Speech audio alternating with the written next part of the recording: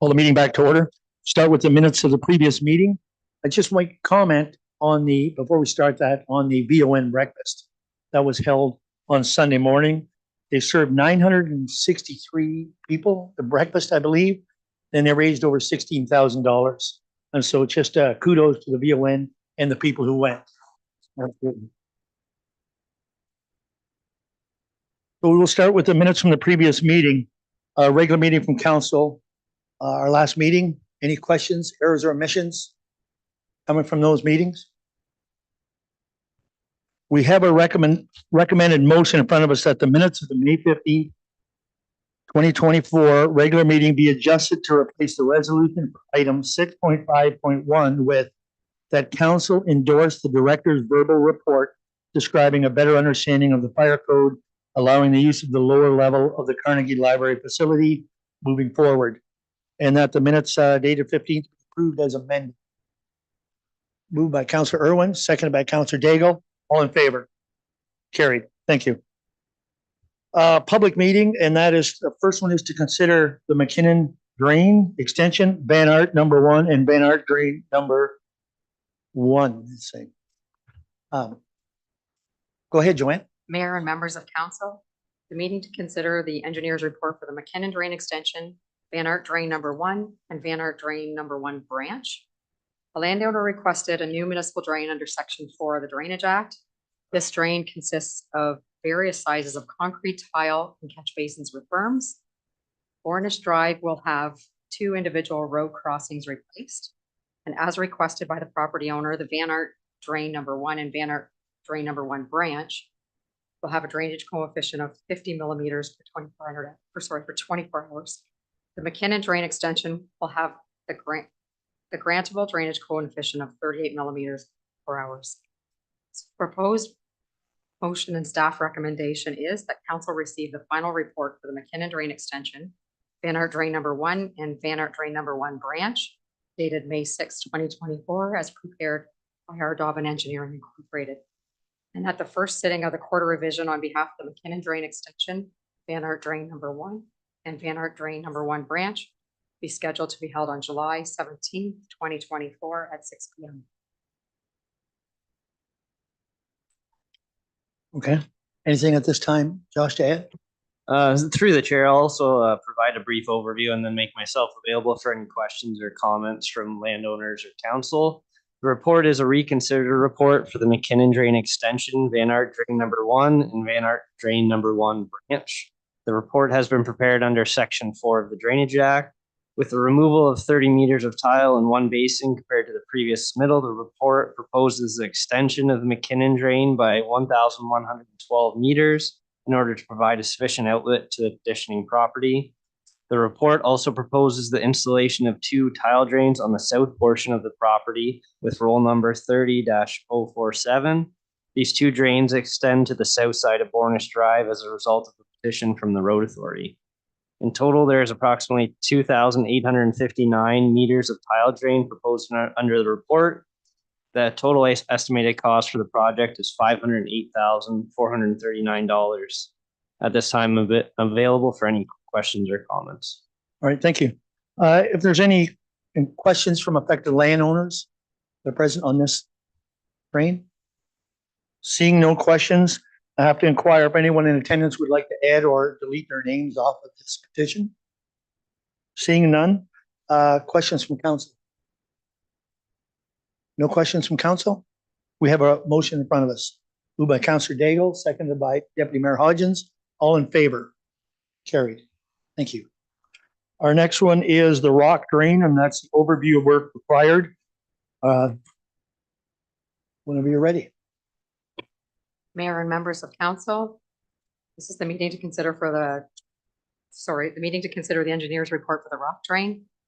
In 2022, a portion of the rock drain was enclosed privately. Staff brought a request to council to have a report prepared under Section 78 of the Drainage Act. At an on-site meeting, landowners were made aware that this new drain is undersized at 22 millimeters per 24 hours. There will be no grant requested through OMAFRA for this link. And then in September of 23, a landowner requested work at the bottom end of the rock drain. A culvert has been added to the plan and profile for future replacement. and brushing work was requested, and this will be done through maintenance.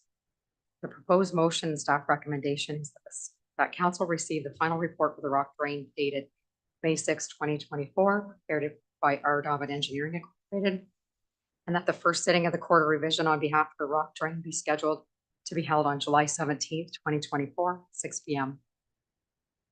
Thank you, Joanne. Once again, is there anything you'd like to add? Again, yeah, through the chair. So the rock drain report has been prepared under section 78 of the Drainage Act. The report proposes the incorporation of enclosure completed privately on the property with roll number 71-110. And the report also includes future maintenance specifications and drawings for the open channel and culverts along the length of the drainage works.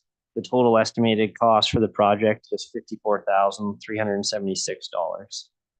Again, I'm available for any questions or comments. All right, thank you. At this time, I'd ask once again, is there any public would have questions or comments on this, on the rock drain? Seeing none, I have to ask if anyone in attendance would like to add or remove their name from this petition. Seeing none, questions from council. Any questions on this drain? We have a motion in front of us, recommendation, Councilor Nerda, Councilor Keogh, all in favor? Carried. Thank you. Thank you. Next, we moved up a department report, and that is for Joanne, for the drainage superintendent. The following department report for the drainage superintendent was moved up in the agenda. Complete your matters here. Mayor and members of council, drainage tender awards. Both tenders were emailed and posted on our website. One tender was received for the McCollin Drain 2024, and 3 tenders were received for the Moskin-Urson Drain Branch B. The completion date specified was November 30th, 2020. Proposed motion and staff recommendation is that council receives this report and directs staff to award the tender contract MD4 of 2024 for the McCollin Drain to Van Bree Drainage and Bulldozing Limited in the amount of $122,591.80 excluding VHST. And that council receives this report and directs staff to award the tender contract MD5 of 2024 for the Moss and Erskine Drain Branch B to McCann Ready Mix Incorporated in the amount of $114,595 excluding HST. Any questions from council on this? No questions? We have a recommendation in front of us. Deputy Mayor Hodgins. Councilor Keogh, all in favor? Carried. Thank you, Joanne. I know you're not feeling well, and I appreciate you staying and doing your reports. Next, we need council to adjourn to sit as the Committee of Adjustment. Moved by Councilor Nerda, seconded by Councilor Daigle. All in favor? I'll get you next time, Bill. All right. First item is application for consent B13 2024 115 James Street.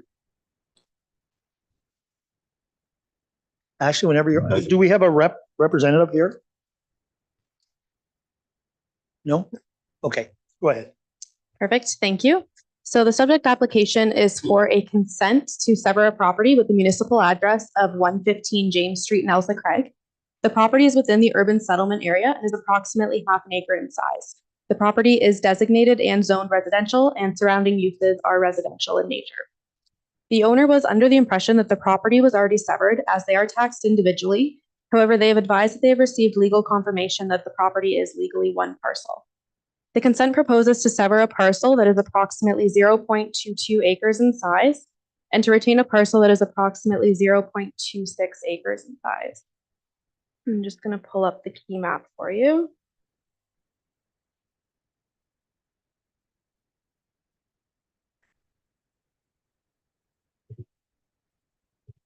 There we go. So the retained parcel will contain the existing 2-story single detached dwelling and the detached garage and has an existing water and sanitary service to it. The severed parcel has an existing shed that it's proposed to be demolished. It's just in the rear corner of the property here, or alternatively relocated to the retained or severed parcel.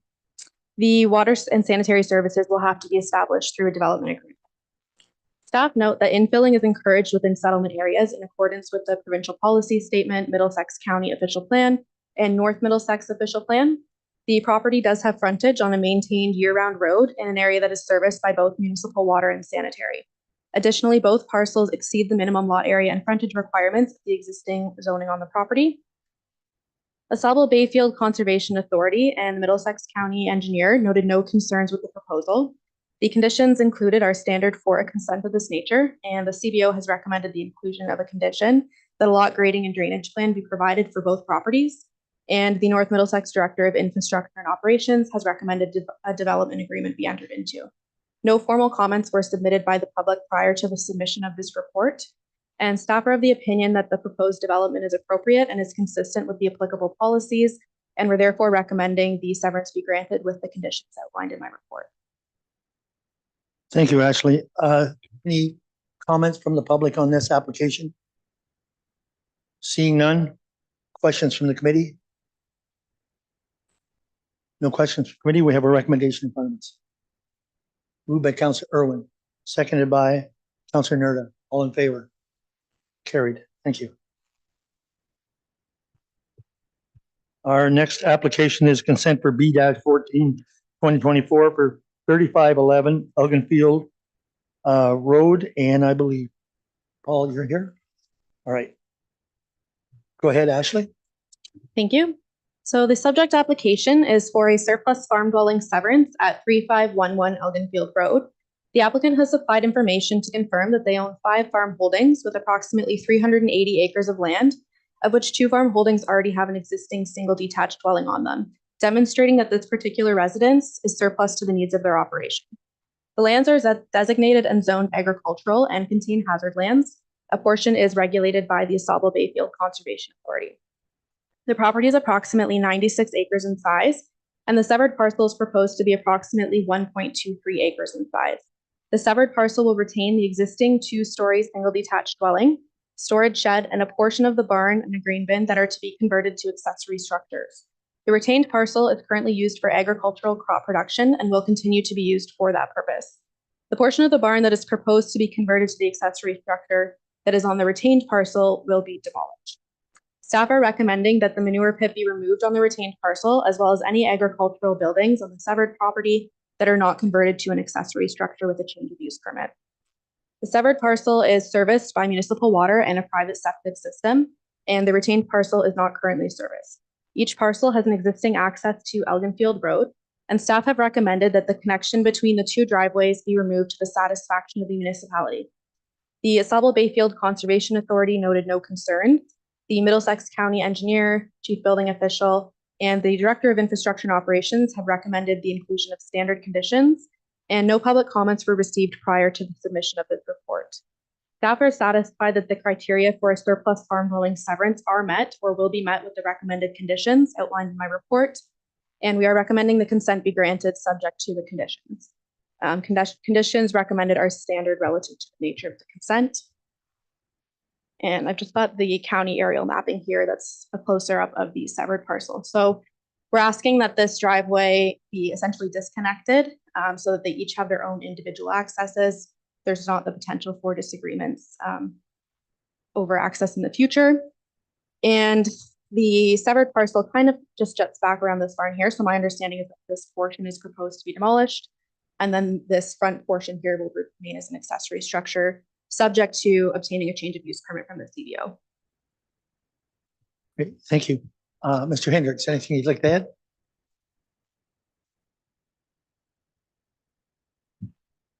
Thank you. Just for the record, my name is Paul Hendricks, Hendrix, here on behalf of the applicant as well as the owner. We have several principals from the applicant present today. The owner is on a cruise, so he wasn't able to attend. And there are just a few slight modifications I'd like to propose to a few of the conditions, and they have to do with the demolition of the barn portion. And in consultation with council or with the planner, I understand that the one barn that tees onto the barn that we're converting to a shed, it'll have to come down. It's just not feasible to retain it. But there's two things within that condition that I would propose to modify.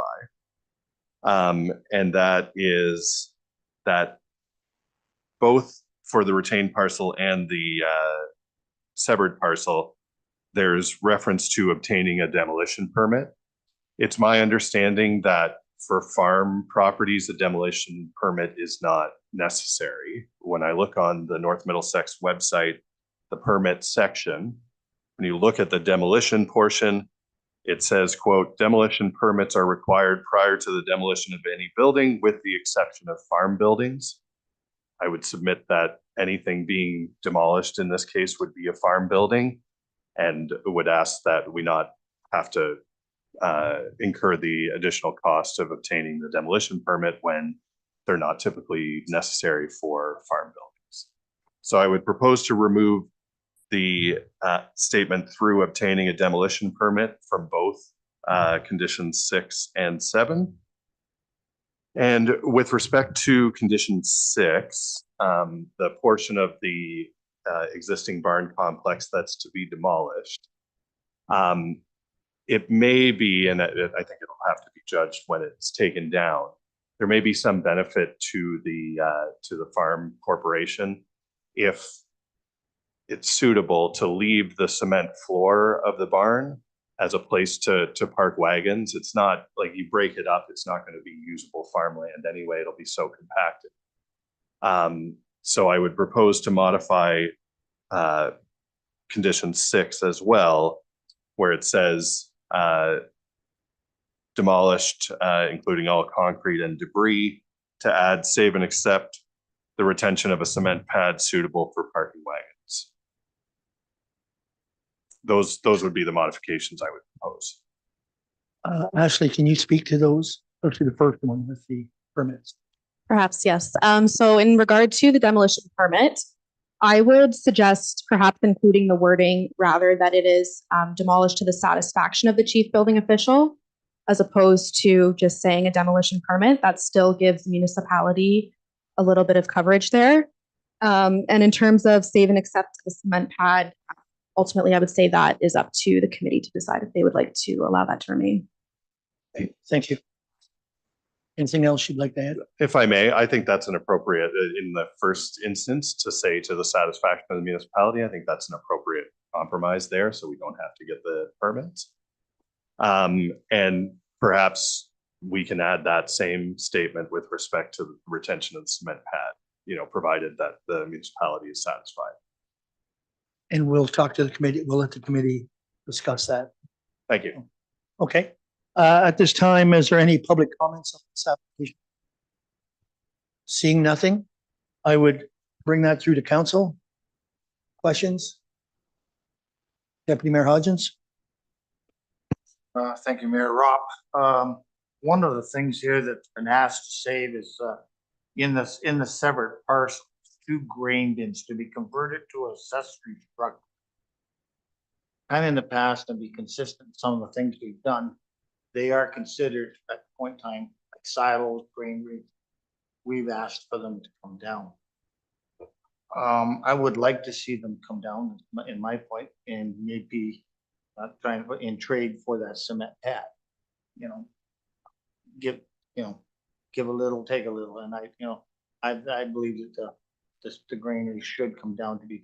We've asked other people to take them, and I don't know how you can. Well, I've seen attempts of trying to make them into an accessory item that failed, but some may be able. You may have another idea, but that's generally my idea that we should have them. Thank you. Any other comments, questions on it? Councilor Keough. Thank you, Mayor Rob. I guess I'll just ask the applicant, are you okay with giving and taking a little bit, bring down a couple of bins and leave the concrete? If I may, just it's the bins are on the retained parcel that's going to be retained by the current owner of the. Okay. Yeah, so the purchaser, it would be a trade where Okay.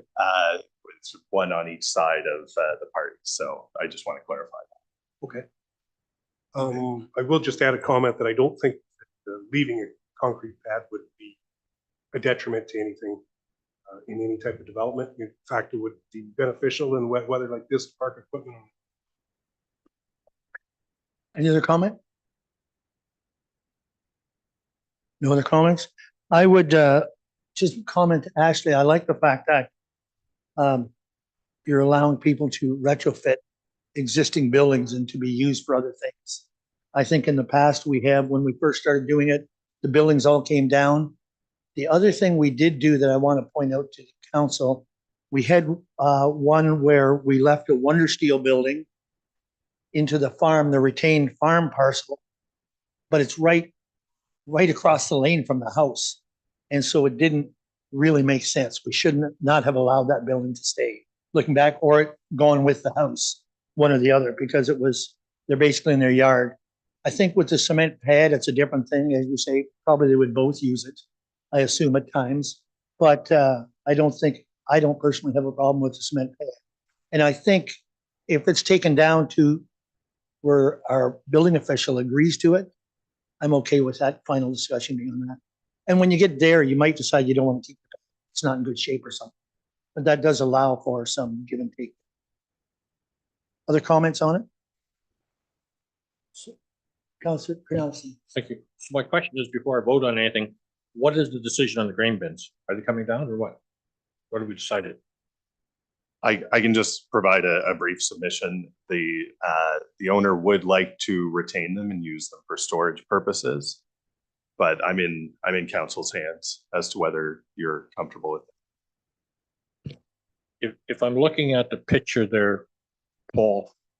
Yeah. Are they the two round circles adjacent to the shed there, the just a little higher than the elongated one? That's the correct. Two grain bins? It would go in a line with the barn that's going to be converted that runs east. One of west. them. One of them. What, I'm hearing it from back there. just one grain bin's gonna stay? Just the old foundation. Okay, so it's the one further to that way, that's the grain bin. That's right. And how large is it?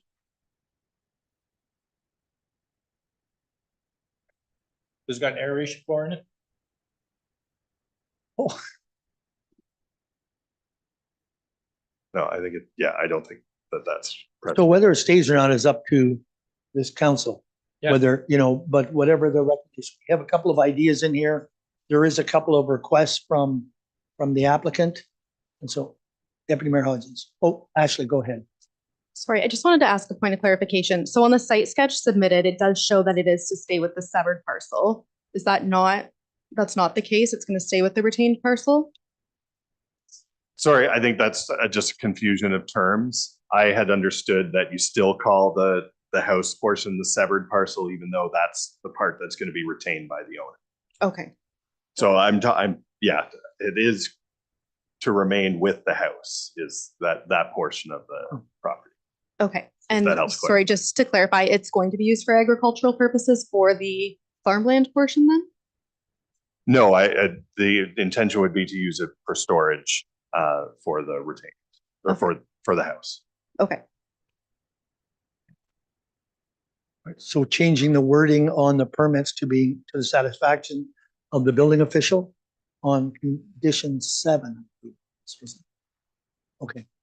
Yeah, I would recommend the wording as proposed, demolish to the satisfaction of the CDO, or as it's included there, a change of use permit issued. My understanding is it is to be retained more as an accessory structure.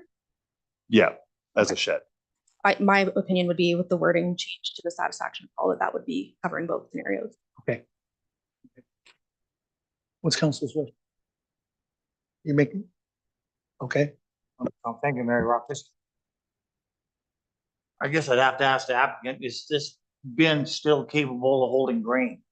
And is there a possibility that it could be moved, like, to another possible site where it's used, or is this greenery shot with rust and holes to it and everything else like that?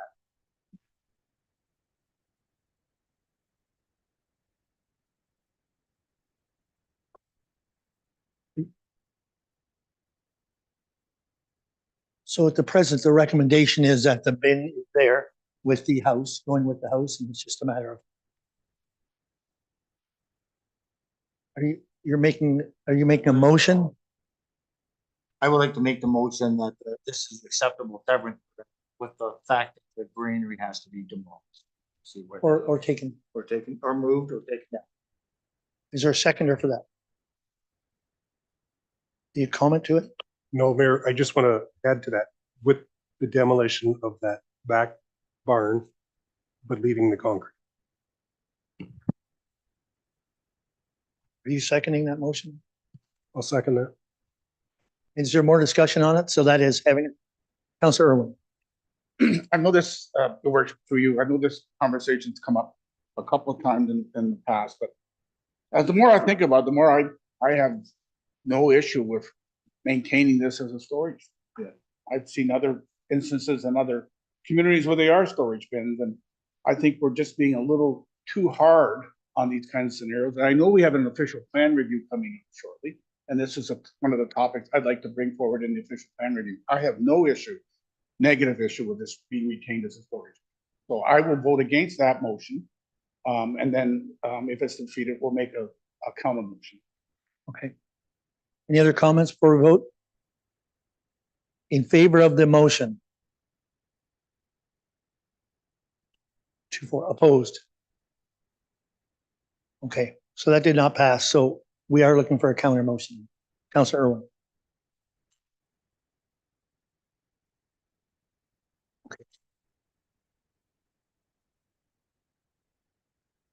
It's working. I will move with the changes discussed this evening. It was my fault not turning the mic. Okay, so with the bin staying. With the bin To the staying, agreement. Is there a seconder for that? Councillor Cornelison? In favor of that motion? I'm sorry, in favor again? 5, 2 opposed? 2 opposed? Okay, that's carried. All right, our next application is, thanks, Paul. Minor variance application MV -10, 2024, 33758 France Road. And do we have the applicant for that here? Do you just want to come up? You have to sing "O Canada." No, seriously, you don't. No, you can stay there if you want. I mean, there's, you're comfortable with that. All right. Go ahead, Ash. Sorry. Thank you. So the subject minor variance application seeks relief from the bylaw to permit for the construction of a new agricultural grain bin on the subject property. The property is approximately 100 acres in size and surrounding uses are agricultural in nature. The property contains a single detached dwelling, 2 hog barns, a feed grinding facility, a grain elevator, 3 grain bins, and a generator shed. There are 2 existing accesses onto Prance Road. The lands are designated and zoned agricultural and contain hazard lands and woodlands. A portion is also regulated by the Asable Bayfield Conservation Authority.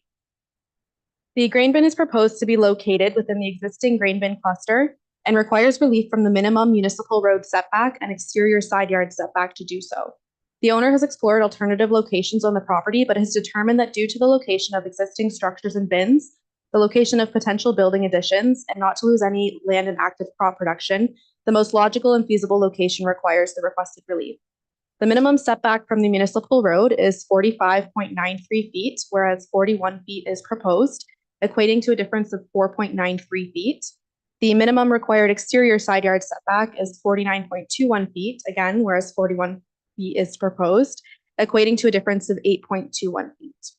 ABCA, the Middlesex County Engineer, Deputy Chief Building Official, Manager of Public Works, and Director of Infrastructure and Operations have noted no concerns with the requested relief.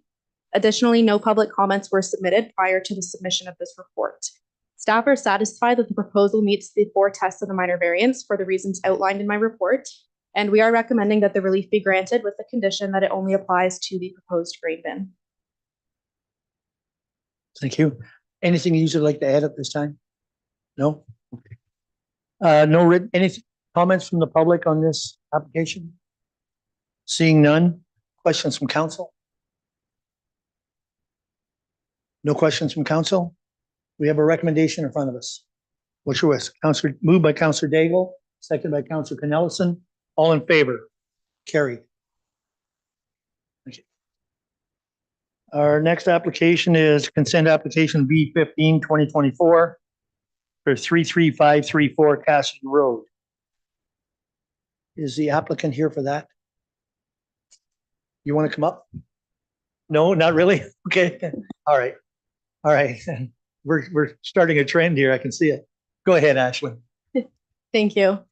So my report covers both the proposed easement application for the committee as well as the proposed zoning bylaw amendment for council.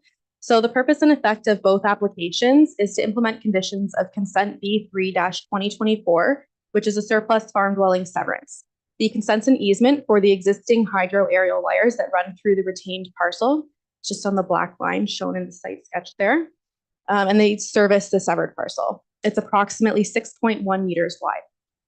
The zoning bylaw amendment is to rezone the severed parcel of the surplus farm dwelling severance to recognize the residential use of the lands and to rezone the retained parcel to prohibit the establishment of any new residential dwellings. No site-specific zoning relief has been requested. No additional comments were provided by any agencies that have not already been included as conditions of the original consent B3-2024, and no comments were submitted by the public prior to the submission of this report. Staff are satisfied that the proposed easement application is in conformity with the provincial, county, and local policy, as is the proposed zoning bylaw amendment, and we are recommending the consent be granted with the conditions outlined in my report, and all, as mentioned, all other conditions of the original consent still apply. Thank you, Ashley. Is there anything you'd like to add at this time? No? Okay. Any comments from public on this application? Seeing none? Council, questions? Councilor Canales. Thank you, Mayor Rob. Actually, I have a question for you. I can't remember, was this report or the following report, but you make mention that the house was constructed prior to 1999. But with the county's official plan, would that not move to 10-year-old building? Yes, so the North Middlesex official plan still references the 1999 date. However, the county official plan date was updated last summer to 10 years prior. And in the case under the Planning Act where the local level conflicts with the upper tier prevails. The upper tier? Yeah. All right. Thank you. Okay. Any other questions? Seeing none, we have a recommendation in front of us. Moved by Councilor Keel, seconded by Councilor Nerda. All in favor? Carried. Thank you. At this time, I would ask council to go out of committee of adjustment. Adjourn. Moved by Councilor Irwin, seconded by Councilor Nerda. All in favor? And now motion to go into regular. Councilor Irwin again, Councilor Nerda. All in favor? Carried. You're really slow tonight, Adrian. I'm not sure what's going on.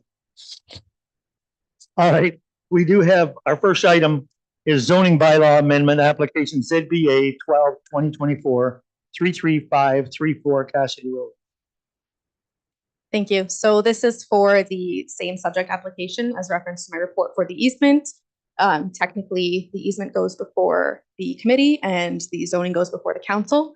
So I won't reiterate everything that I just said, but staff are satisfied that the proposed zoning amendments in conformity with the relevant policies, and we are recommending that the bylaw be passed. All right, thank you. Anything you'd like to add? Nothing at this time. Any public comments on this application? Seeing none, questions from council on it? Go ahead. I'd like to be Councilor heard. Nelson? Thank you, Mayor Rob. Again, actually, we're doing an easement for the hydro line going from West Corner Drive to the property. Does Hydro One not have easement rights over that property, regardless of whether we approve an easement under Section 42 of the Electricity Act? So it would come down to access potential issues with maintenance and that sort of thing. I'm not 100% sure on the Hydro One component. I'm not sure if anyone would like to step in there, but my understanding is that it would give the severed parcel the right to access it as well. Okay, so I guess my question ultimately is, if we're granting this easement, does the power line, is it then owned by the owner of that property, or is it still Hydro One that owns the power? So it would just be the access of the land that you would need to maintenance that power line. So it would still be owned by the person who owns the retained parcel. It would just give the severed parcel owner access rights essentially for any maintenance purposes if needed. Who owns the power line? Hydro owns. Okay, power. that's all I want to know. Thank you. Just clarification, Councillor, if you remember, when we started doing these surplus farm severances, we missed that. And the people had to come back and do that right away. We missed that hydro right away. First time they came, if you remember. Any other comments, questions on this? All right, we have a recommendation in front of us. What's your wish? Counselor Nerdick, Counselor Keo, all in favor? Carried. Thank you. Our next item is number 7.2, and I have declared conflict on that. And so has Counselor Daigle, and so Deputy Mayor Hodgins, if you carry on this one. And that is for the Narren Trails. We'd like to come forward, and I'll go back.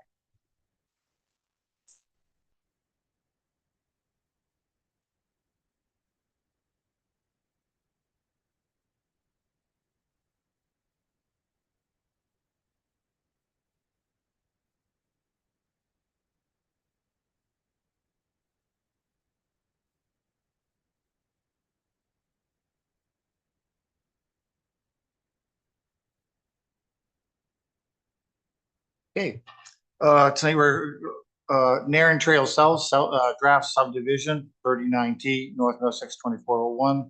It's a zoning bylaw application, ZBA 9/2024, official plan amendment will be here. And with us, we have the Salego Urban Development Corp. So at this point, I'll turn it over to you, Ash. Thank you. So the purpose of this public meeting is to provide preliminary information for a plan of subdivision, an official plan amendment, and a zoning bylaw amendment for property legally described as Part Lot 16 and 17, Concession 5 in the Community Settlement Area boundary of Narren. This public meeting is to provide the public an opportunity to ask questions and seek additional information, as well as provide feedback for council, staff, and the consultant's consideration. A recommendation will be brought to council before council at a later date. Also to note, the statutory public meeting is separate and distinct from the neighborhood public open house that was held by the developer at the Elsa Craig Community Center on May 8th. The purpose of this plan of subdivision is to create 15 blocks for low-density residential development, specifically for single detached dwellings. They will contain between 140 to 211 lots, and a future application will be required to subdivide these blocks into lots. Hawthorne Crescent is proposed to be extended to complete the crescent, as well as Elma Street, which is proposed to extend to connect to Petty Street. Additionally, 3 new streets are proposed. The purpose of the official plan amendment is to redesignate the land from the Hamlet expansion area to residential and to refine the open space designation as an environmental impact study has been completed. This will precisely define the environmental boundary. The zoning bylaw amendment will coincide with the official plan amendments and rezone the Hamlet expansion area lands to residential and refine the environmental protection zone, similarly to the open space designation. The zoning is also proposed to include a site-specific exception that the only dwelling types permitted would be single detached dwellings. The minimum permitted lot area with that R1 zoning would be 0.11 acres and a minimum frontage of approximately 50 feet.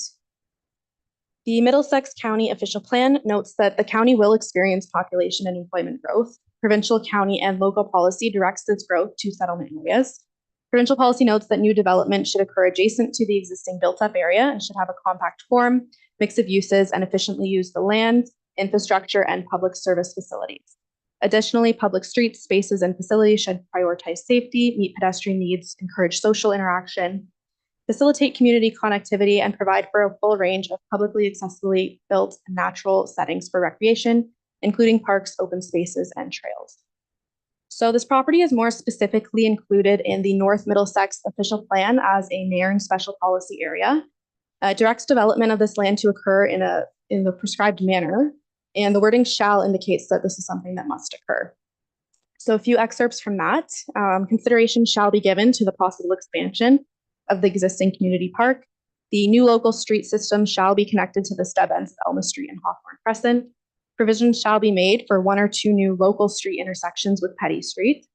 Residential lots will reverse or flank onto Petty Street. Lot sizes and dwelling unit sizes shall be varied. All dwellings shall be single detached. All development shall be on full municipal services, and development shall be phased. The first phase of development shall be logical with the southerly expansion of the built fabric of the existing development. Comments were received by Bell Canada, Canada Post, as well as the Middlesex County Engineer, Middlesex County Emergency Services, Enbridge Gas, Hydro One, Thames Valley District School Board, the North Middlesex Chief Building Official, the North Middlesex Director of Infrastructure and Operations, the municipality's engineering consultants, as well as the Manager of Public Works and the Director of Community Services. And we have received comments from members of the public at the developer-led public open house. All of these comments were received that were attached for your review on the council agenda. Written comments via email were received after the report was published from Susan Atkinson, and the following was stated. Although we understand the need for housing solutions across the municipality, province, and country as a whole, there are already developments in Park Hill that are not complete, and a new development in Elsa Craig that we understand may take years to complete. Is there a need for farther development in Nairn? The second question posed was, how will the current water and sewer system be impacted? Can the current system adequately handle the additional load? If not, any improvements or upgrades would be at whose expense? And the final question was, the location map with the current mailed notice does not include the lot next to 8 Hawthorne Crescent at Elma. Are they planning to build a house there? We additionally did receive comments from Sauble Bayfield Conservation Authority after the submission of my reports. They noted they're not concerned with the feasibility of the development, but would recommend further information regarding the adequacy of the width of the storm easements proposed in the event of major storm events, as well as the opportunity to review and comment on proposed draft conditions. And my recommendation is that council receive the report for information, and the developers are here as well with a presentation for you. Good, thank you, Ashley. And we welcome you to the table tonight. Time, I see we'll welcome your remarks or comments at this time. Okay. Anything to add? Thank you, Mr. Deputy Mayor. My name is Vaughn Bender. I'm with Schlegel Urban Developments. I'm joined tonight by several members of our team. Sitting next to me, Heather Price, Vice President of GSP Group, Development Planning Manager. John Baker is in the seats behind.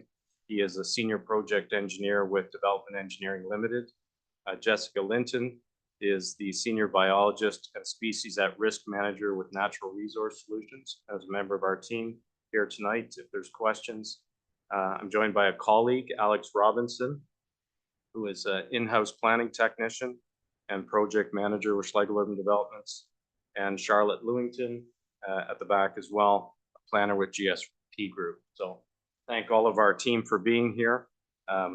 And as well, want to thank Ashley Sawyer and Jaden Hodgkins for the work and the cooperation so far to get us to this point tonight. Oh, our presentation is there on the screen. So if you'll indulge us, this is a big project for us in Nairn and a big project for Nairn.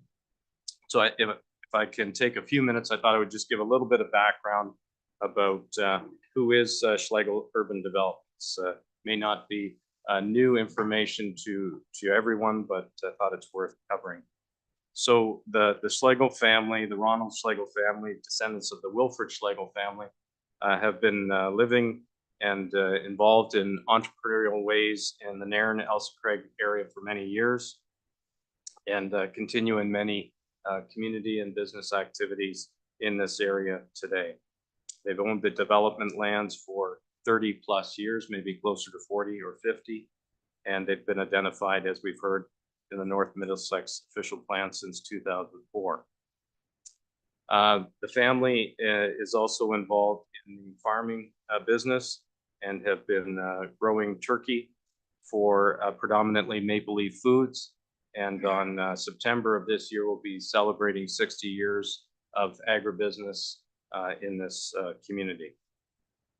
A couple slides there of some of the prized family farms in North Middlesex. The family's roots are also very much in seniors care. They are highly regarded as an innovative operator of seniors retirement villages from Windsor to London to Whitby, and building now in Ottawa, which will be our most easterly project. The Schlegel facilities are especially known as being a continuum of care facilities. This slide has a lot of labels on it, but the main point I would make is that all of these three sections of building are connected by a main street, which seems to be a bit of an innovative concept for seniors care. The idea is that you can age in place. You can have independent retirement or independent living on the left-hand side. There's a town hall in the middle of those two tall buildings, and then assisted living with different levels of care to the right-hand side, where you see a number wings of building that would be long-term care and could be, very heavy care, dementia care units and things like that. But the idea is that there's opportunities to age in place, move throughout the village. Spouses can remain in the same village as they may have different care needs. That's just another slide of another project in, I believe that one's in Hamilton. The Schlegel family, Ron Schlegel is by training a professor of applied health sciences, and he was part of starting the faculty of applied health sciences at the University of Waterloo. And as part of his connection to academia, the family has, through philanthropy, started the Research Institute for Aging, headquartered in Waterloo. It's a partnership with the University of Waterloo, Conestoga College, and many other institutions as well, both colleges and universities. And the real driver of the RIA is to obviously develop research knowledge to impact community care, community-based care for seniors. But Ron's real driver is to translate the research into practice, not do research which takes the average of 12 or 14 years to actually get into practice, but do research that might get into practice almost in real time because it's taking place in the senior villages. This next slide, again, not going to go into this, but it again emphasizes kind of the approach, which is a research continuum, research, training, practice, all in a circle, all feeding each other. I'll get now a bit more to the heart of the matter tonight. So our Schlegel Urban Developments is one of the family businesses which is involved in residential development, commercial development, and we have a number of master plan projects which have been taking place in Kitchener, where the family lives today. Williamsburg Town Center is our longest serving and most well-known development. We also have other developments that you can see listed here. This is a site plan of our Williamsburg Town Center project. And what you see here outlined in the yellow is the main street. And it's kind of like the seniors care, the main street connecting the continuum of care. The idea here was to replicate in this new subdivision in Kitchener, a main street like you see in Elsie Craig, in Stratford, in Seaforth, etc., and kind of create that village, that third place, that community spirit. All of our efforts are influenced by guiding design principles, and I won't go through all of these, but just highlight a couple. We strive to emphasize various modes of transportation. A big thing we've been planning for in the Nairn community is trail connectivity. That's something we heard about a long time ago as we've been talking with the community, and it's something we're striving to achieve here. We always strive to achieve efficient land use, good quality and diversity and architectural design of the homes, urban grids, gridded streets, efficient design, preservation of the natural physical environment, and phasing the development in a coherent and sustainable and effective manner. These next slides, that's an anchor building on our main street in Kitchener at the Williamsburg Town Center project. This next slide is just some of the community activities that take place on Main Street, like can take place on any main street in a village here in North Middlesex. These next slides are just some of our larger projects in Kitchener. This community is about 175 acres. It's really defined by a main street entering the site, central linear park, where everyone's in a 5-minute walk shed of that central linear park. It's the type of thing that often planners refer to as a 15-minute community, where everything you need for daily living can be within 15 minutes. Shops, doctors, pharmacies, banking, all of those types of grocery store, those types of things. This is a shot here of that community as most of the residential development is built out. We're presently building the grocery store anchor on that site. This next slide is another development that we're bringing forward in Kitchener. It's just underway with about a dozen homes built, but it will be probably 10 years till it's completed. It's a 140-acre site. This next slide just kind of gives a bit of an indication of the urban design controls we put in place for homes that are built in Schlegel communities. We are not home builders. We sell lots to builders, but we impose design restrictions and an urban design process on any builder that buys lots from us in order to achieve variety and also achieve a high standard in urban design. This next slide is an example of a brownfield project that we undertook in Kitchener. It was a 80-acre extracted gravel pit site, which also had the original stone home from the property on the edge of the site on very high ground. And then there was a large extracted hole. And so we needed the earth that was beneath this house. And we had committed to the family to try and retain it. So we picked the house up and we moved it. And then we restored it. And it's once again a single family home in the community. In the process, we moved 1 million cubic meters of earth just on that one site without bringing in any material and without taking any off-site. The latest venture we've gotten into in urban development is the acquisition of the St. Jacobs Farmers Market in Woolwich Township. We were approached by the longstanding owners of that project, the Shantz family, and we acquired it in 2018 or 2019, just before COVID, which maybe wasn't the best timing. And, it celebrates, the rural and urban experience. And that is something that is very much of interest and something that the Schlegels are proud to be associated with.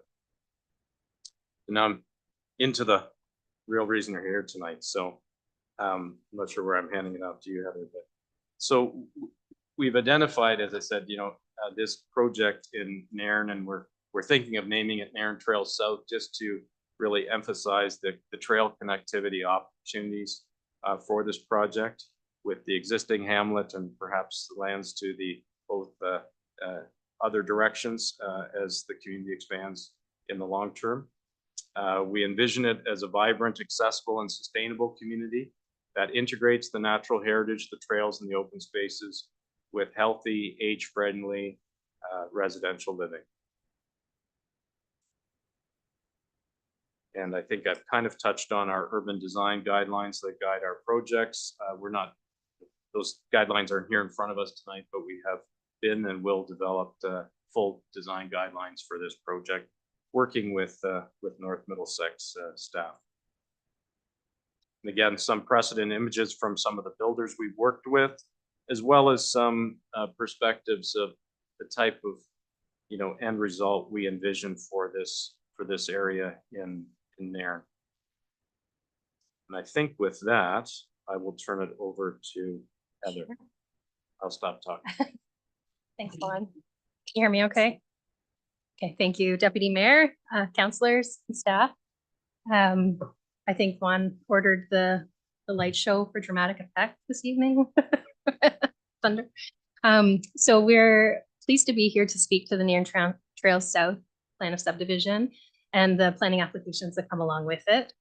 The materials I'm about to present are the same materials as the public open house. So thank you to those of you who attended that, and I apologize if this is a little bit of duplication.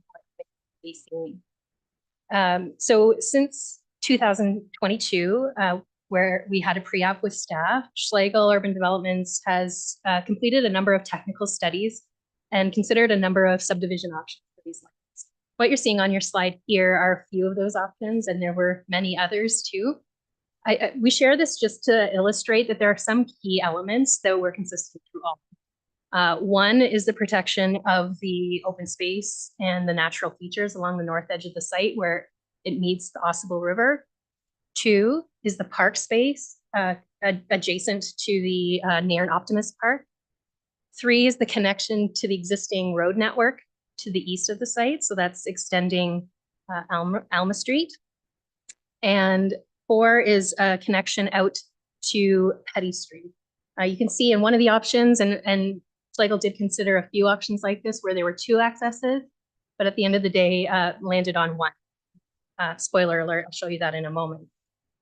We also did consider some townhouses. So in these versions, you're seeing some townhouse block options, but concluded that the best land use for the subdivision is all single detached. Thank you. So here we are, the proposed draft plan of subdivision. There is one access to Petty Street, all single detached, for a total of between 140 and 210 units. Now, the reason for that broad range is because we're proposing lotless blocks, a series of lotless blocks that could be divided up, carved up into different lot fabric, so different lot widths, to provide some variety in the housing throughout this. The density for the proposed plan of subdivision, depending on the ultimate number of units, would be between 9.5 and 14.5 units per hectare. This is just giving a high-level overview of the connectivity envisioned through the Nairn Trails subdivision. There are sidewalks anticipated on both sides of the street. That section there is showing sidewalks on either side. There are trails proposed. Those are shown in orange, providing some connectivity beyond the subdivision itself, and allowing for some appreciation of the great natural feature on the north edge of the city. Next slide. So as I was alluding to, there's quite a number of ways of carving up the lotless blocks, and this is showing a few concepts. And these are still under review, and we're very much looking forward to working with staff and receiving input on what the best mix is for the subdivision. As you can see, the intent is to provide variety of lot sizes. So you're not seeing a lot of repetition along a block, that we will see some variation. Slide. Yep. So staging concepts, this is to illustrate that there are a number of ways that this might be built out in time. And as with the previous slide, there are some commonalities between the staging scenarios. All of them do see the connection to the subdivision to the east being part of the initial phase, as well as the connection to Petty Street. And that's in order to provide the necessary servicing for the subdivision. Those are the appropriate places to bring in those connections. The stormwater management facility would also be constructed, and the park. However, the balance of the site, that's also up for consideration and may be driven by the market conditions in terms of the amount of uptake, how many increments will be built in. Next slide. I won't duplicate too much what you already heard from Ashley and what was written in her report. This is a site that's intended for the proposed land uses. The connections to Petty Street and to the abutting subdivision were anticipated in the Nairn community settlement area. So if you look at the image in the middle of the slide, that's sort of the vision. It shows a trail connection with a dotted line, and it shows with arrows where potential street connections could occur. So it's not a great graphic on the left. You have to zoom in a lot, but it does show that the woodland is identified in the official plan as a natural heritage feature that needs protection and needs careful consideration. So that was the reason that an environmental impact statement was prepared and largely informed the layout of the site.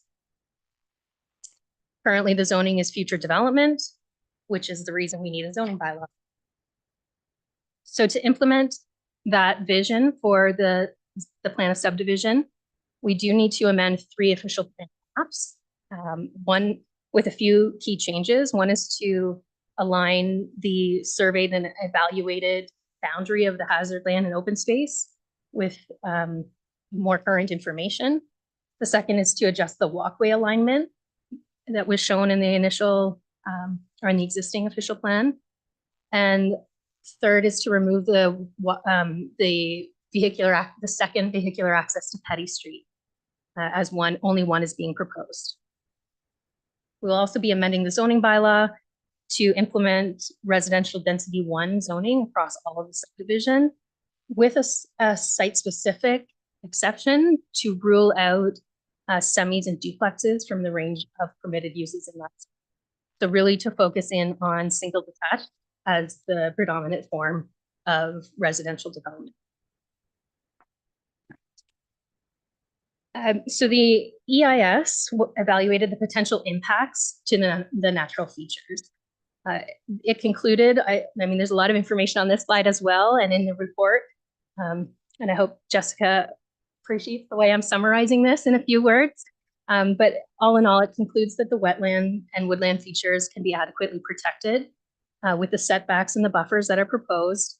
And it contains a number of mitigation measures and considerations for pre-development, during development, post-development to ensure that it's that those are protected in the long term. It contains recommendations for erosion and sediment control, and indeed finds that having that swim facility up against the river edge of the site is a good measure for improving the existing erosion issues in the area. And we expect the recommendations of the EIS to find their way into draft approval conditions to ensure that they're implemented. Let's get past this one. The servicing and stormwater management studies were completed to and essentially demonstrated that there's sufficient sanitary servicing available on Alma Street to extend into the site. And the water services will be addressed through a water main loop that's proposed. And on this slide, you're seeing the swim facility that's proposed on the northern portion of the site and how it's intended to outlet to the Ossipol River. There will be servicing easements, and that has been incorporated in the subdivision as it's proposed. So at the informal meeting, I guess you would say, the meeting that we hosted, we heard a number of comments at that meeting, and we actually had very good attendance and good engagement, a lot of good discussions. This highlights some of the concerns we heard, the feedback we heard, that we will continue to take under advisement as we go through this process and working with staff. When we heard a lot of support for pedestrian circulation, seeing sidewalks, seeing the trail connections. We heard a suggestion about having the trail network perhaps loop around the pond. So we will take that back and consider whether that's possible. The next is access to the river. There is some concern as well about potential impacts and or liability concerns with allowing for that may occur if people are walking along a walkway along the river's edge. Drainage concerns came to light. Some adjacent neighbors shared with us that they've experienced some issues with overland flow on existing conditions and are very much concerned that any changes in the neighborhood could exacerbate those problems. So we did discuss that and how the subdivision has to contain all of the stormwater it generates and will not impact the adjacent property owners, but we will continue to work on looking at what options exist to perhaps even improve those situations for those abutting property owners. Supporting the type of housing proposed, we shared those slides with the different housing options, the ones that had the townhouses on the front. People were relieved to see that we didn't move forward with those options. I think that's what we heard across the board. And people also asked and were expressed support for the move not to include commercial within the subdivision. And then we did receive questions regarding the timing, when this might occur, when neighbors might expect to see some construction happening, and what the purchase price of the homes may be. So we had good discussions about that and are happy to answer questions in that regard as well. It'll largely depend on how quickly we can move through this process. So we put it back on you. And we will be able to report on the phasing once we move through the process a little further. So next steps, we'll continue consultation with staff as we work through this application process. So we continue sort of refinement of the plan, incorporating any technical comments that we might receive. We will also be reaching out to local builders and the community to appreciate the level of uptake, interest. And we like to partner with the local community and understand that there's a market there to take on the lotless blocks as they come available. We have to do some more work relating to the individual lot widths, so how those lotless blocks may be divided, the number of units that will ultimately be part of the final subdivision, and work through some details on the parkland design and how the trail dedication might work. So those are the ones that are on our radar, but we are here tonight also to receive your input and take that back as well. So I think I will wrap up and I will turn it over to you. So if you have any questions or comments for us, we'd be happy to. Thank you. Good, thank you very much. It's a very exciting presentation. This time we just move, Ashley did mention some written submissions that come in. Is there any more to be added? That we're going to add? The only one that came in was the one that I spoke to in the presentation already. But I believe there may be people here to speak to it verbally as well. And at this time, is there any public comments for this presentation? And yep, sir, if you come forward and state your name. For the record. My name is Bill Morrison, and I live across the river. So my comments are, there were a number of references made to access to the river edge. And I believe that's our property. So, and I spoke to Vaughn about this. I guess that's just the obstacle that's felt. So I think access to the river's edge is important on fishing or kayaking or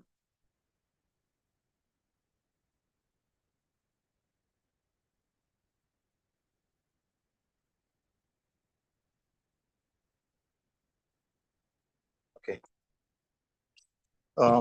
Bill, there's a form on paper there, if you don't mind filling it out, and then that way we can stay in contact. The way people can stay in contact with you. Thank you. Okay, any more other comments from the public? And not seeing any, so this time we're gonna turn it over to council. Any questions to council? Councilor Q. Thank you, Deputy Mayor. Heather, along inside your presentation, you referred to a lotless block. Can we get clarification on what definition of a lotless block is? Certainly. Through you, Mr. Chair, the subdivision here is showing, I think it helps to show with the illustration. These blocks are quite long, spanning almost an entire block in most cases. So let's look at Street A, for example. There's one very large block there. That wouldn't be developed as one lot. A lotless block is divided through a future application to create the individual lots. And that would come in time with whatever appetite there is for the amount you want to put into that lotless block? Yes. Okay. Yeah. If I can add to, yeah, we're very accustomed to this approach in the Kitchener-Waterloo area where we develop, multiple stages. Sometimes it's a larger project, but that's where we get the input from the builders who are also, responding to the marketplace. And this approach allows us to make those decisions as the community unfolds, as opposed to trying to anticipate, what might be needed over 10 or 12 years in time and then coming back and trying to change it. So it's an approach we've used in that municipality, which we find works well. So, we lot it out as we advance stage.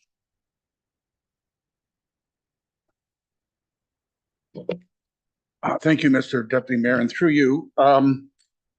So our community, like many other communities, is in dire need of housing that's affordable.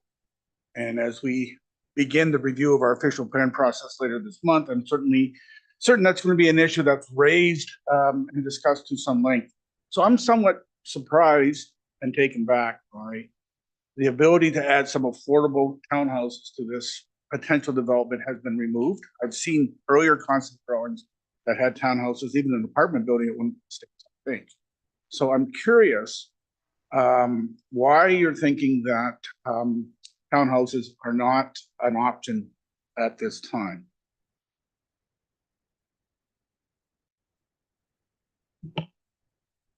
Happy to try and answer that. You know, I guess, you know, we won't profess to have 100% certainty about, you know, what should be built in there. And, you know, we are here for input and advice and guidance and all of that. So, you know, the townships, as I understand it, the municipality's official plan doesn't actually allow townhomes at this point in zoning. Am I correct? Or am I not Nothing's- stating that correctly? Anyway, I guess that could be changed. You know, transit and you know, other services, which often are, you know, very compatible with more affordable housing, I'll say, or deeply affordable housing. You know, I'm not sure if there is available in the community of Nairn, but you know, we're I think trying to respond to what we felt was perhaps the community wishes. So trying to find that balance, if you will. You're certainly right. We had concepts of say an apartment building. I think at one point we were showing, you know, perhaps an adult oriented or seniors part piece to the project years back. We have other lands in the Nairn area as well that we also have hopes to bring forward in the future. And so we haven't necessarily you know, discarded that idea of perhaps some adult oriented or seniors type housing. So just trying to find the right mix, proximity to schools and parks and things like that. Is this a bit more, I'll say, general market, family oriented? But you know, we're happy to be seeing you know, bungalows in various styles and different price points as well. You know, I was kind of anticipating a bit of discussion about this, and I know in Kitchener we have something available that spells out for us what is the 30% less than gross annual household income or housing, which is at least 10% below. And I don't know if those statistics are available in North Middlesex. I think we were trying to research a bit of that on the municipal website, but you know, I'd be curious to know what is, you know, considered to be a, you know, a good affordable price point. Not for tonight necessarily. Follow up, if I may, Deputy Mayor. This is a very synergetic moment because you're bringing forward your concept as we are reviewing our official plan at this very moment in time. So those kinds of issues that you've raised, I think will be part of a fulsome discussion by council. And you should have some answers in future. Some council, I think all council is concerned that children of residents in this community may not be able to afford a home in this community unless we make some efforts to ensure that we build housing that's affordable, which is different than affordable housing. You know, I'm trying to bring that concept. Councillor Knelson. Thank you, sir. Well, my question for you is that I would echo Councillor Irwin's concerns regarding the affordable housing and the townhouses. I think we talked about it at the open house about the affordable housing for sure. And certainly something I'm looking forward to implementing as quickly as possible. To echo again, Councillor Irwin's recommendation for discussion around retaining our youth. It's critical that if our community is going to survive, we have to retain our youth. The other question I have for you is that you made comment or made reference to development on a brownfield. Can you explain that, how you're able to accomplish that, to put up residences on brownfield? I'll answer the second part first. You know, I use the word brownfield. I mean, it was not an environmentally contaminated site. It was an extracted gravel pit. We actually did need to do a record of site condition to prove that the site was clean, you know, just to make sure that there wasn't anything brought into the pit that needed to leave. But it was not. It was a clean site. But many have referred to that type of rehabilitation as basically a brownfield project because it was, you know, a barren extracted I don't want to say abandoned, but, you know, the license had been rolling along for 20 years without a load of gravel going out. And we rehabilitated it into, you know, a residential community. And it happens to be immediately adjacent to the region of Waterloo's Mannheim water treatment area, where they put clean groundwater or clean water from the Grand River into the ground to retrieve it later. And they extract a lot of water from deep wells as well. And so it was a very compatible to bring that residential development forward, take away that exposed open gravel pit and provide something kind of safe for the community going forward. What about the townhouses? Were you gonna talk about that anymore? Well, yeah, well, I don't know if that was a question or not, but yes, I mean, I've heard some of that feedback at the neighborhood meeting, and you know, we are open to responding to, you know, the demand and the you know, the sentiment, I guess I'll say, of the community and the council and so on. So we don't profess to have all the answers. Any further? Councilor. Thank you, Mr. Deputy Mayor. And through you, one additional thought, somewhat tangential to this discussion this evening, but in your introduction, you talked about Schlegel family's commitment to the community and philanthropy. So I'll float an idea by you here. What we really could use is a trail connecting Elsa Craig and Nairn. And I think that would be a wonderful commitment to the community in future. And I will leave that thought with you. Now, I grew up in Lambton County. And if you've ever been from Reese's Corners to Wyoming on 21, there's a trail. And it's hard paved, so it's accessible. So people with mobility issues can use it. It's plowed in the winter and it's used a lot. I think, and we know there's a lot of people involved who really like passive exercise in our community. But that road, you can't walk that road because of the traffic. That would be a wonderful addition. I'll just leave that thought with you as something that would be a wonderful commitment and an addition to our community.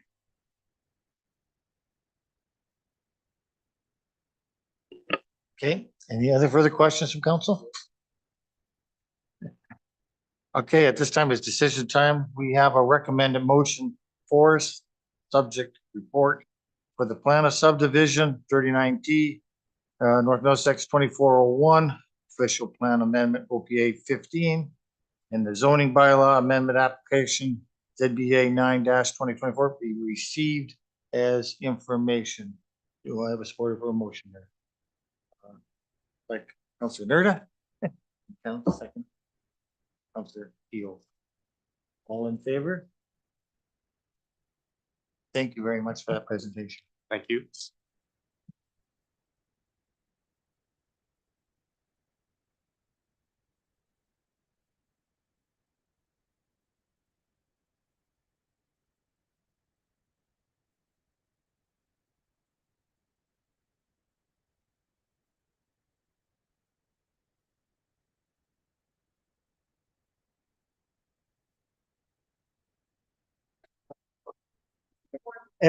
Every time Vaughn comes back, you'll get that opportunity.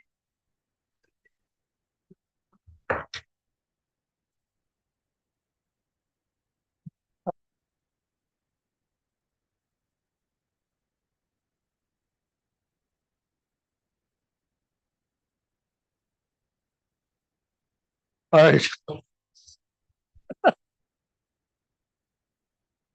All right, we have no delegation. We'll bring the. Yeah. Chase them out. Tell them thanks for coming, get out. All right, we'll just take a second to get the meeting back to order. We have no delegation, so we'll. At this time, will resume the position of the chair. Thank you to Deputy Mayor for doing that.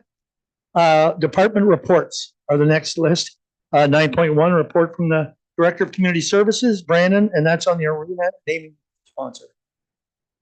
Mayor Ropp, members of council, as you may recall, when discussing the scoreboard project earlier in the year, staff did bring forward a sponsorship package to help fund the scoreboard. The title sponsor has been offered by a company. We have somebody who's interested in the naming rights of the arena.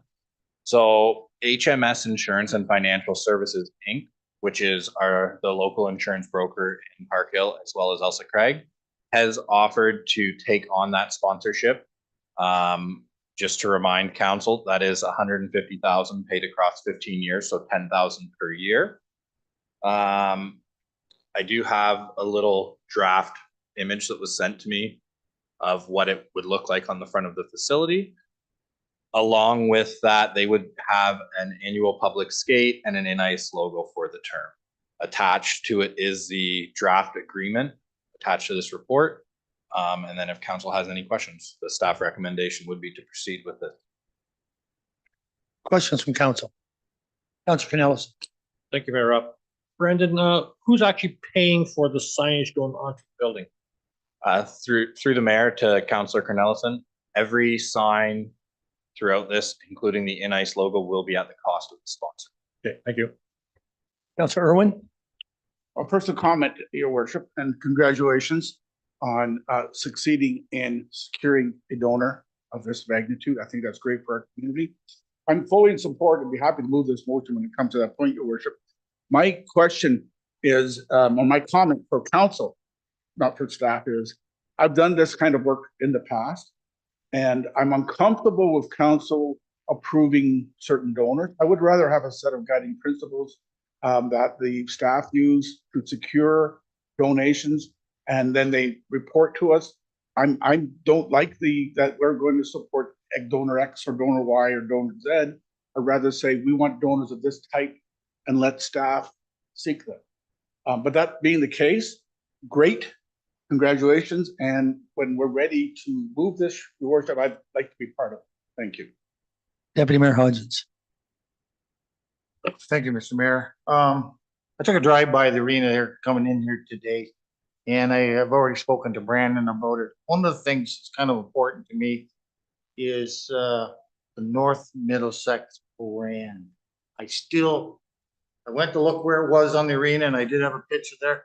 I would still like to see some kind of North Middlesex brand somewhere else, and Brandon kind of discussed where it could possibly be, and I'll now turn it over to Chance, but I would still like to see that on the arena. So through the mayor to the deputy mayor, certainly it is possible to take our North Middlesex logo, where the HMS is being proposed is our North Middlesex logo, and moving it to, say, above the window on the brick side there, just having it placed somewhere so that it still has North Middlesex on it. I'll work with the sponsor to make sure that they're okay with it in terms of placement. They have agreed to leave the YMCA logo there, so they are willing to make things work. Of course, they would like their name on it front and center, but certainly. I think I do agree with you. I would like to see our logo stay on. Yep. Councilor Nagel, do you have a question? No? Any other questions, comments? Congratulations, Brandon, on getting this done. We have a motion, a recommendation in front of us. Moved by Councilor Irwin, second by Councilor Nerda. All in favor? Carried. Thank you. You have the next one, or are you doing, Carolyn? Who's doing that? You're doing it? And that's for the childcare update. So Mayor Ropp, members of council, as you may recall, we were successful in obtaining a grant to fund the child care center. Staff did meet on site with the architect a couple weeks back just to discuss plans. We do have preliminary plans, which I will share here. So this preliminary plan is the design for the childcare side of the facility. As you can see, I believe that it will be able to have 80 children in it, ranging from infants to preschooler. In order to expedite this process in speaking with the architect, staff are recommending to go with a design build on this project, so that rather than some of our past projects, we've had an architect come in and have the design, we've went to the tender, then we've had the back and forth between contractor and architect. let's just bring the builder in on the front end. So if the architect's saying, oh, I'm thinking this type of wall, we know what the cost is because the builder's there to give the input. Certainly it leads to time savings. It's cost certainty because they're there to tell us exactly what it's going to cost us to do it, better communication, and then improve quality overall. I will also share here. We'll also share what it would look like on our side of the facility. So the community center side, as you can see, the entrance would be off the east side now, which is the side that faces the arena, and you would come in through the entrance to the main hall. And then the only real change that is seen on that side is it would be a smaller footprint by about 20%. And then the bar area would be close to the kitchen. So the servery area would turn into gender neutral washrooms as well as a barrier free washroom. And then everything else would remain consistent as to what it currently is.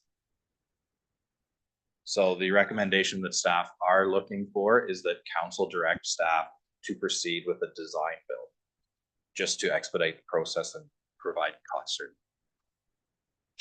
Councillor Daigle. The question I've got is, we're looking at the same contract at both sides for the childcare and the renovation to ours? That is correct. Thank you. Councillor Irwin. Thank you, Worship. Wonderful idea.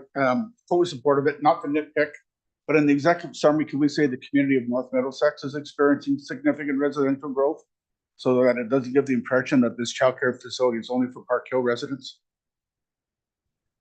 Through the mayor to the councillor, I would suggest that it is only 10 minutes away. With the struggles to find childcare for a lot of people, it may be a solution. That said, I don't believe it solves our entire childcare issue with North Middlesex. So that is something we'll have to be on forward watch for. Just to clarify, Your Worship, I never said it did, but I wouldn't want someone from, let's just say Nairn, we won't say also Craig tonight, thinking that they can't use this facility because we said Park Hill on it. So yeah, that is correct. It is open to any. Councillor Nerda. Thank you, Mr. Mayor. Brandon, does the Pine Tree, will they be renting their part of the facility from us, and will they be responsible for some of these costs? They will be entering a lease agreement with us. In terms of cost, that side of the building is going to be funded through the county grant, who they are signing off on. Thank you, Brandon. If I can add to that, part of the grant was included their lease payment to us for the space, and they will be responsible for all tenant improvements, which means the playground, any shelving, anything they need to make it beyond the border of the building. So that will be all on them, and they will be paying us fee as well for their. Other questions? No other questions. Brandon, I do have one on, you said 20% less in the community center. That is correct. Do we have any events going on there that will actually negatively? So we will be trying to time it in between events so it doesn't actually affect any event. Our overall capacity won't change beyond what we can actually seat right now. So currently, I think our capacity is around 400. We only have tables and chairs for 300. So we will be around the 330 mark. So it shouldn't affect us. Okay, thank you. Any other questions? This is another win situation. And I want to say congratulations to staff for making this happen, for getting the grant. Thank the county as well for their efforts to get this done, and to Pine Tree for partnering with us. So this is a great, Carolyn. Also, I wanted to bring up Pine Tree has been an amazing partner in this so far, and I'm sure they will continue to be so. She intends to, Fiona, to keep both centers open if there's the need in the community. If the other center isn't needed to be utilized for that purpose anymore, she wants to continue to use it for a drop-in type childcare, mom and top type situation, similar to it early on, or preferably she'd like to continue to operate as a full daycare facility. So it certainly increases our capacity for childcare in North Middlesex. Yeah, kudos to everyone. We have a recommendation in front of us. What's your wish? Moved by Councillor Nerda, seconded by Councillor Daigle. All in favor? Carried. The next one is on Park Hill Sports Park concession stands. Mayor Ott, members of council, last year we contracted out the concession booth at the Park Hill Sports Park. This year, when looking for requests for interest, we received 0 submissions. That leaves us with an empty concession booth with no one to run it. Through the process, what we did find was there was multiple people who asked if they would be able to put a mobile food stand there, so a food truck. We are zoned that we can allow that in certain sites in North Middlesex, mainly recreational sites. So what staff is looking for is council's direction to send out a request for a mobile food vendor for the North Middlesex Sports Park, or through the North Middlesex Sports Field, so that they can travel if there happens to be baseball at another park and service our community that way, and that council allows staff to authorize that agreement. So with a 2-week window looking for interest on it, when it comes to a closing date and trying to authorize the agreement, we're talking the next council meeting would be the middle of July. By the time they implement, they may not have a season by then. So we are looking to expedite this process and look for staff to be able to authorize the agreement with the food vendor for this. Okay, thank you. Questions from council? Councilor Canellison. Thank you, Mayor. I'm excited. Did you know, I certainly was advocating for one of these last year. And it's had some barriers that we were around zoning, I believe. So I'm really pleased to hear that zoning is permissible in this particular situation. So I'm very happy that we're going to have something there. It's another food experience that I think our community will enjoy. Thank you. Any other questions, comments from council? We have a recommendation in front of us. Moved by Councilor Canellison, seconded by Deputy Mayor Hodgins. All in favor? Carried. All right, the next one is the video board results. Mayor Ott, members of council, staff sent out a proposal for video boards. We received 3 submissions. After going through the submissions received, staff were quite pleased to see the price return on the low bid. Staff have vetted all submissions, all are equal.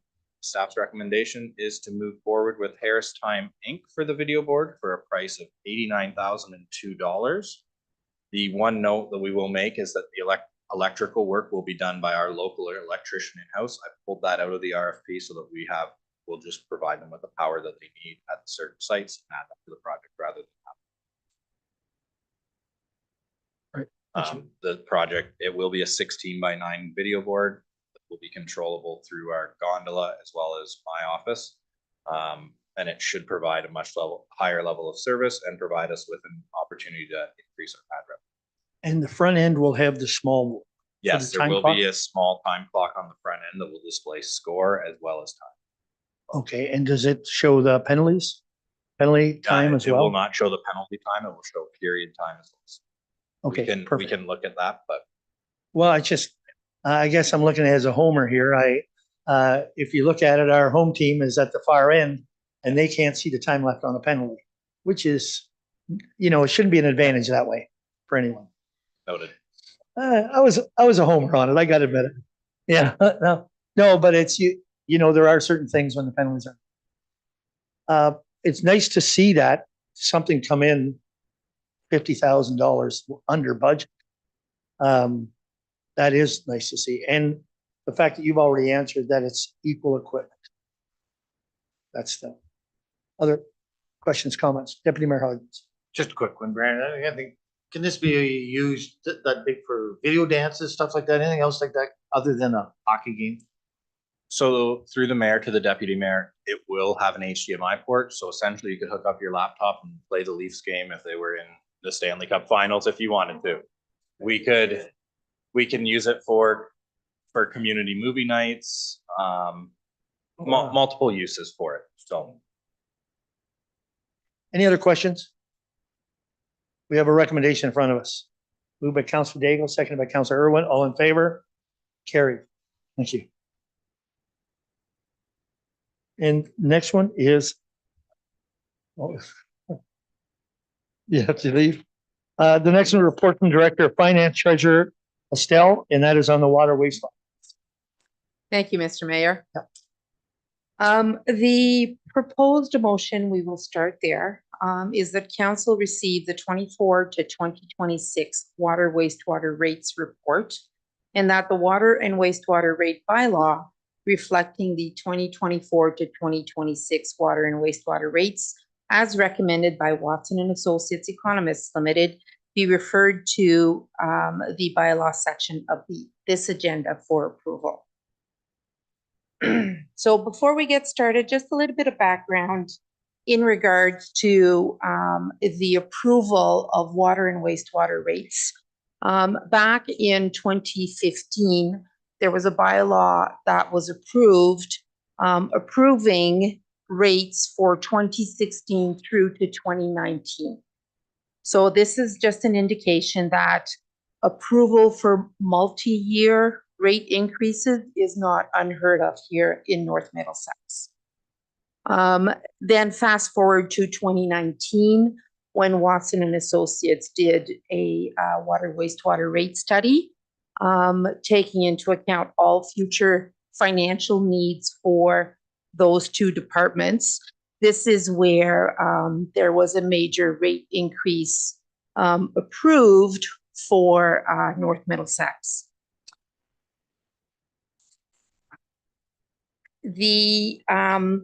That rate study recommended the major rate increase be done in 2020, but because of the onset of the pandemic, that rate increase did not happen until 2021.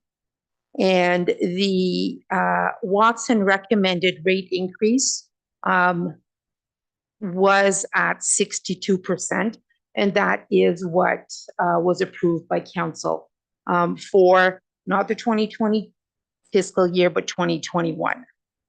And then in 2022, the recommended rates by Watson was 17%. The approved rate by council was 5%. And in 2023, the recommended rate increase was at 16% and council approved 2.5%. Now, the reports from Watson and Associates really outlined the future financial needs for infrastructure renewal and capital projects coming ahead, which is why the recommended rate increases were so high. So when we proceeded with Watson and Associates to for the 2024 rate study, the first recommended rate increases in order for the municipality to be able to cover future projects were much higher than what they ended up recommending. When they presented those recommended rate increases to staff worked with them and worked on the timelines that the capital projects needed to be done by in order to, what's the word I'm looking for? In order to flatline or to level the rate increases so they're not quite substantial at the beginning of the 10-year term, which was their recommended timeline. So, for example, their original recommendations were to be a 50% increase in 2024, 10% for water and 25% for wastewater in 2025, 8% for water and 25% for wastewater in 2026, and so on. So after further review and after further discussion with staff, their final recommended rate increases were in 2024, 10% for water and 6% for wastewater, 16% for water, 7% for wastewater in 2025, and 14% for water and 8% for wastewater in 2026. So it was quite substantially lower than their original recommendation based on discussions with staff. It's also important to note that during Watson's presentation to council, he also outlined what the water and wastewater bills would have been for residents of the municipality had the 2019 wastewater rates, wastewater rates been approved as per recommendations. And what the residents pay or would have paid is quite substantially higher than what they will pay if these rates are approved for 24, 25, and 26. So if I put a dollar value to the increases for our residents, so at the end of page 4, the last table outlined in the report, in 2023, based on a consumption of 200 cubic meter, the average household would have or has paid $1,847.96 for their water, wastewater for the year.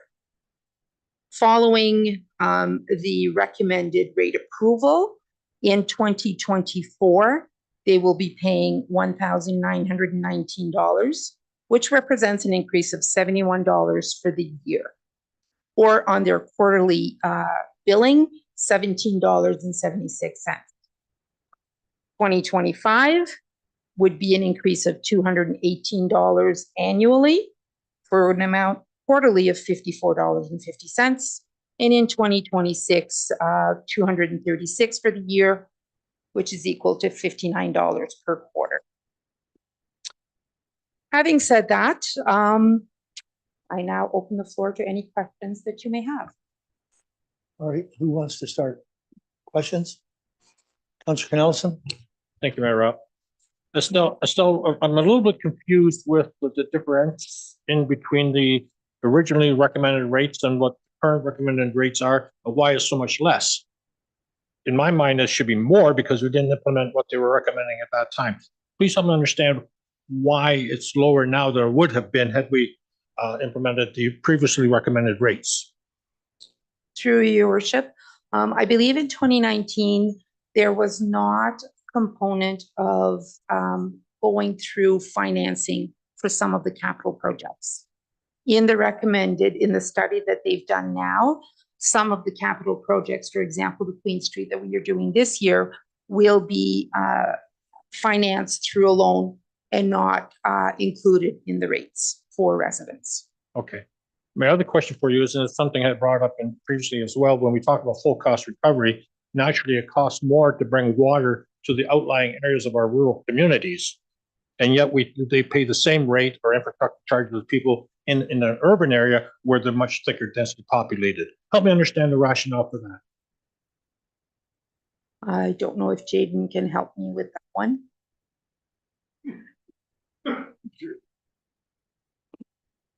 Through the mayor, it's not something that I have, I guess, I don't think we considered that really through this rate study, or if it has been considered through previous staff or terms of council, but it's something that I haven't looked into at all. But not to say that we couldn't look into that or wouldn't look into that. It's so directed by council, but to my knowledge, it hasn't been considered or looked at in much detail. I did bring it up previously in years before, perhaps prior to your employment here. I had brought it up in the past, and I think it's something that we as council might want to consider talking about. Thank you. Okay, just to add to that, Councillor Nelson, I think you'll remember that it was thought of at that time by the people that it's one system. So they did not differentiate, because it may cost more for the water to go that way than it does to go, it might cost more for Ward 5 than for Ward 3 or whatever. But it's because it's one system. That was the thinking. That's true, and I agree with you. Where the cost of replacing the lines at that time was significantly lower than it is today, for sure. It's just reminding of the past. Other questions, comments? Okay, sorry, Councillor Irwin. Thank you, Your Worship. And I did raise this when Watson and Associates presented to council, but didn't get an answer. I'm a little concerned about their 10-year growth scenario, where they only have 260 new homes being built in our community in the next 10 years. And they're basing rates on that growth scenario, which includes revenue coming in, infrastructure, et cetera. So I'm finding this study somewhat weak when it comes to future forecasting. And do we need to make a decision tonight, or could we have that additional that study, update it, and make a decision at a future council meeting within the next 2 to 4 weeks. I guess that would be up to council. Staff is bringing that recommendation. It would be up to council too. One comment, and I have talked to treasurer about this, is along with this, we're just talking about more. We're not talking about on the backside.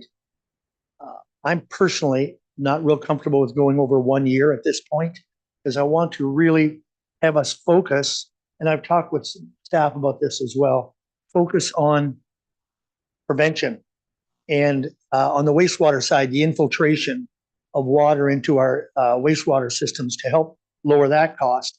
We need to take a real effort to improve that in North Middlesex. The other one is on water. The amount of water that we lose, it would be worth us to hire, whether it's contract or hire outside contract, to really focus on getting leaks. And our water would pay for itself 5 times over, maybe. If we can, I'm not saying we get it to zero. That doesn't happen anywhere. But to really improve that, rather than just looking at it more. And it's not a fault of anybody. It's just something we have to really. I know Aqua's working on Narren area right now, but I know there's some things that they already know that we can work on to help ourselves with, to spend the money on that side of it. And that's why I guess I'm not comfortable doing more than this year, because I would really like to see a concerted effort. Also, to your point, Councilor Irwin, of 250 homes does not seem right. It seems over 10 years, that seems really weak. But with that's why I'm struggling with more than one year at this time. But I'm open to council's suggestion. I'm just throwing that out there. Jaden, go ahead. Thank you. Through your worship. Just to comment on the growth projections. I believe that Watson Associates, so they reuse the existing growth projections that we have that were done previously through another study. I think it was the 2022 development charge background study, which they evaluated growth and did those projections. I believe that's what they were looking at. So with this study, just for I guess efficiency and economies, we didn't redo another growth study. We just took the previous one that was done a couple of years ago, and I believe it was the 2022 development charge background study. So we didn't really relook at that. We just agreed to use those existing projections, just to address that comment. Okay. Councilor Daigle. Thank you. My question, I guess, my input on it is, we're in the middle of 2024 right now. By the time we get anything into production, whether it's correcting lines, doing infiltration, we're a good year off from that. By the time we're going to see any results on it. I would like to see us stick with the 3 years for the, if it turns out in 2026, we're higher than we need to be, we can lower it. We don't have to implement that higher rate at that time. We can change it. But I'd hate to see us have to wrestle with this year after year after year. Well, we only found 1% here. We've only found 3% here. Give them some time to do this, and we're not having to readdress this. That's my input. Okay, Councilor Nelson. Thank you, Mayor Rob. I just have one more question, and that is on the rates and what we charge for water. Previously, we had a 3-year average that we billed out, even if they discontinued using water. So is that still applicable? Through your worship, yes, we are still using the 3-year average consumption to determine in which category that household is going to be billed for the basic fee. Now, there has been some discussion in regards to how do we deal with the one-offs? Because right now we do not have a policy that outlines if the, for example, it was a business used that is no longer like a farming. They no longer have animals. Well, we don't have a process right now that has been predetermined how we're going to deal with that. Whether we will start the 3-year average fresh from the time that they've stopped that operation, we don't have a process to follow if there was a major leak in that property where their consumption spiked for the one period, therefore affecting the next 3 periods. So I think it would be appropriate for staff to follow up with determining a policy or guidelines as to how we will deal with the one-offs, but for everybody else, still utilize the 3-year consumption average to determine which category they will be in.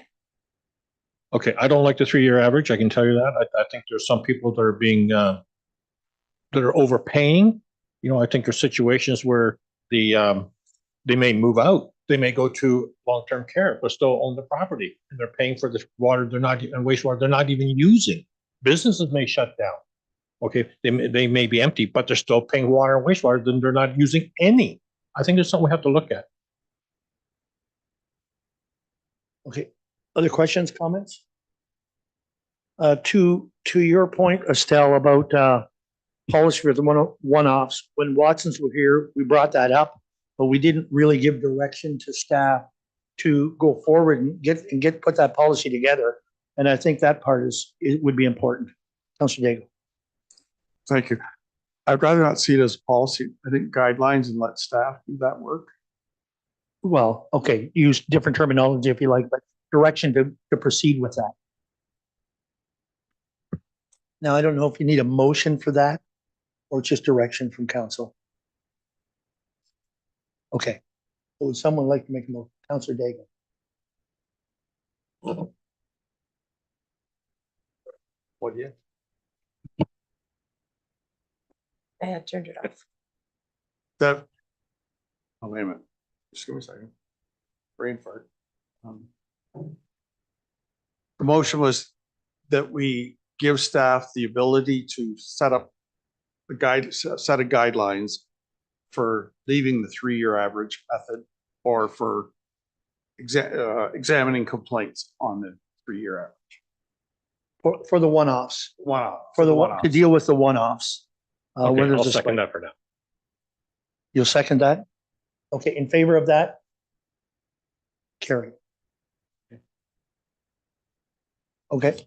Do staff also require direction or something to the effect of to explore the possibility or the option of a 2-tiered system for rural water users and non-rural water users, given that the cost of bringing water to the rural communities is significantly higher? Turn that over to council. Is that something we want, Councilor Irwin? Yes. I think a resident is a resident. And we're establishing a dangerous precedent when we charge people one fee for something and one fee for something else. We're opening the door for all kinds of user fees and other things. I think we should just treat all our residents equal. Okay. What's council's wish? Is that how council feels, or? It doesn't look like council has a wish right now to make that a 2-tier system. Okay, but we're still, okay, so water, wastewater rates is what we're coming back to then for tonight. And what's council's wish here? We've heard it all over the gamut here, so thoughts. And I agree that if we're not settled with it, defer it over to the next meeting or whatever, so we have more time to digest it, but we still have to deal with it. Councilor Keel, so. Mayor, Estelle, when you were running the figures there, the 2024 water rate increase was working out to $17 per quarter, something along that lines. That is correct. 1770. That would be the proposed rate for this year and this year only. Correct. Okay. And are we looking at 1-year approval on this, or are we? That's up to council. The Estelle is brought through for 3 years, but that's up to council. Where you feel comfortable. Councilor Irwin. So I'm taken by Councilor Daigle's argument, though I would say 2 years, not 3. Improve rate increases. That gives us 18 months to do the study, to look at ways to address water loss, to look at infiltration issues. And it gives some certainty to the public. I know it's the second year is a $218 increase, but it's only $71 this year or the next 6 months. And we've got 18 months to do the work. And then we can look at the rates at that point in time. That's my counter thought here, Your Worship. Okay, thank you. I will say, we're not talking about just a short-term thing, working on the water and working on water loss. This is going to be a longer term that we have to stay at. I know we really blitzed at it for a while, and then it's still working on it, but not as much as we were, and we need to keep going. And that's not on just existing staff, that's on having help to come in to do that. But it will save us money in the long run. I'm sure of that because of the water loss. And so, to your point, so you're saying 2 years. Where's council at here?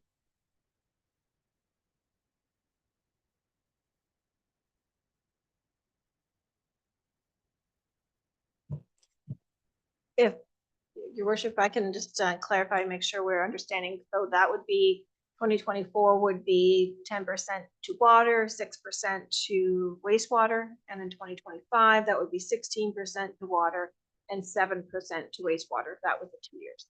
Just to make sure everyone's understanding that. Councilor Irwin? Yes, Your Worship. So the total average amount difference this year would be $71 for 2024. For 2025, the annual difference would be 218. That's on water and wastewater? Combined.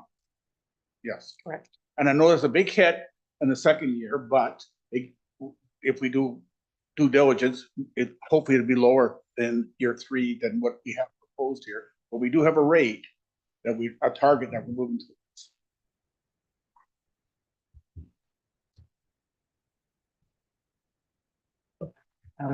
Thank you, Your Worship, and through you. Just for a note here, if we're going to be changing the bylaw that's been proposed, I would ask council that in making the decision, we defer that decision to the next meeting so that we can have a bylaw in place for public review before passing. Okay. So it wouldn't be passed through, but it would strictly, if council wanted to approve it, then it would come back. Okay. Okay. What's your wish? Were you making that a motion? So moved. Is there a seconder for that? So just for clarification, rates for 2 years? Yep. The first 2 years of the recommendation. I'll second. Seconded by Councilor Nerda. More discussion on it? In favor of it? In favor? Opposed? 2 opposed, it's carried. So that will come back to the next meeting for bylaw. Next one is a report from Director of Infrastructure and Operations, Jaden. And that is on the wastewater capacity allocation. Thank you, Mr. Mayor, and through you. So the purpose of this report is to allocate wastewater servicing capacity in the town of Park Hill in accordance with the newly approved capacity allocation policy. So to provide some background, within the report, there are links to a number of previous relevant reports. And for some additional background, the municipality is proceeding with the capital project, desludge the Park Hill Sewage Lagoon in 2024. The project's currently out for tender, expected to start in late summer or fall 2024. We anticipate that the desludging work will create wastewater capacity for new development up to approximately 372 single-family homes equivalent. So staff reached out to developers in Park Hill and asked that they submit their requests for capacity allocations. All 4 developers submitted requests for all 7 of the larger development projects that are ongoing. Staff have evaluated the requests for capacity allocations in accordance with the criteria established in the policy, and those are attached to the report, those evaluations. Based on these evaluations, we are recommending that capacity allocations be granted to 2 development projects at this time. One being the Westwood Estates subdivision phase 2, which includes 39 single detached lots. And the second being 91 West Park Drive development, which includes 67 townhome units. The recommendation within the report is that the mayor and clerk be authorized to execute wastewater servicing capacity allocation agreements with the two noted developers for those two noted projects. And I can take any questions. Questions from council? This is a good news story. Councilor Canellison. Is that after the desludging has taken place? Through the mayor, yes, it would be like the capacity is being allocated. We're authorizing the mayor and clerk to enter into the agreements to allocate capacity. At such time, the developers can finalize their development agreements, and then they can get started with servicing and construction. At the same time, we'll be proceeding with the dredging work. So they still have a lot of work to do before they'll be building and connecting. So we expect the dredging work to be done in advance of that. Other questions? Councilor Irwin? Just want to support my colleague's comment here, good news story, because I remember when we originally talked about desludging, where it's going to be 200 to 250 new homes capacity, but now I say it's 372, so that's quite a significant increase from our initial discussion. Yeah. Other questions? Jaden? Through the mayor, yes, I just note that that's based on an updated capacity review that was done by our engineering consultant, RV Anderson Associates, as a part of the project that they're working on for the dredging. Other questions? I do have one on when we're allocating. I know down here we have some water problems, a lot of water ponding. I mean, how are we doing on that? Are we getting anywhere with that? Because that's one of these are the developers for that do that as well. And I would like to see that looked after. And so with the residents, that some of that is looked after as well here as soon as possible. I know you've been working on it. I just wonder how it's. Yep, through you. That's a good point to bring up. And in the allocation policy, we did include a draft or a sample, a template of the agreement that we'd be looking to enter into with the developer to allocate capacity.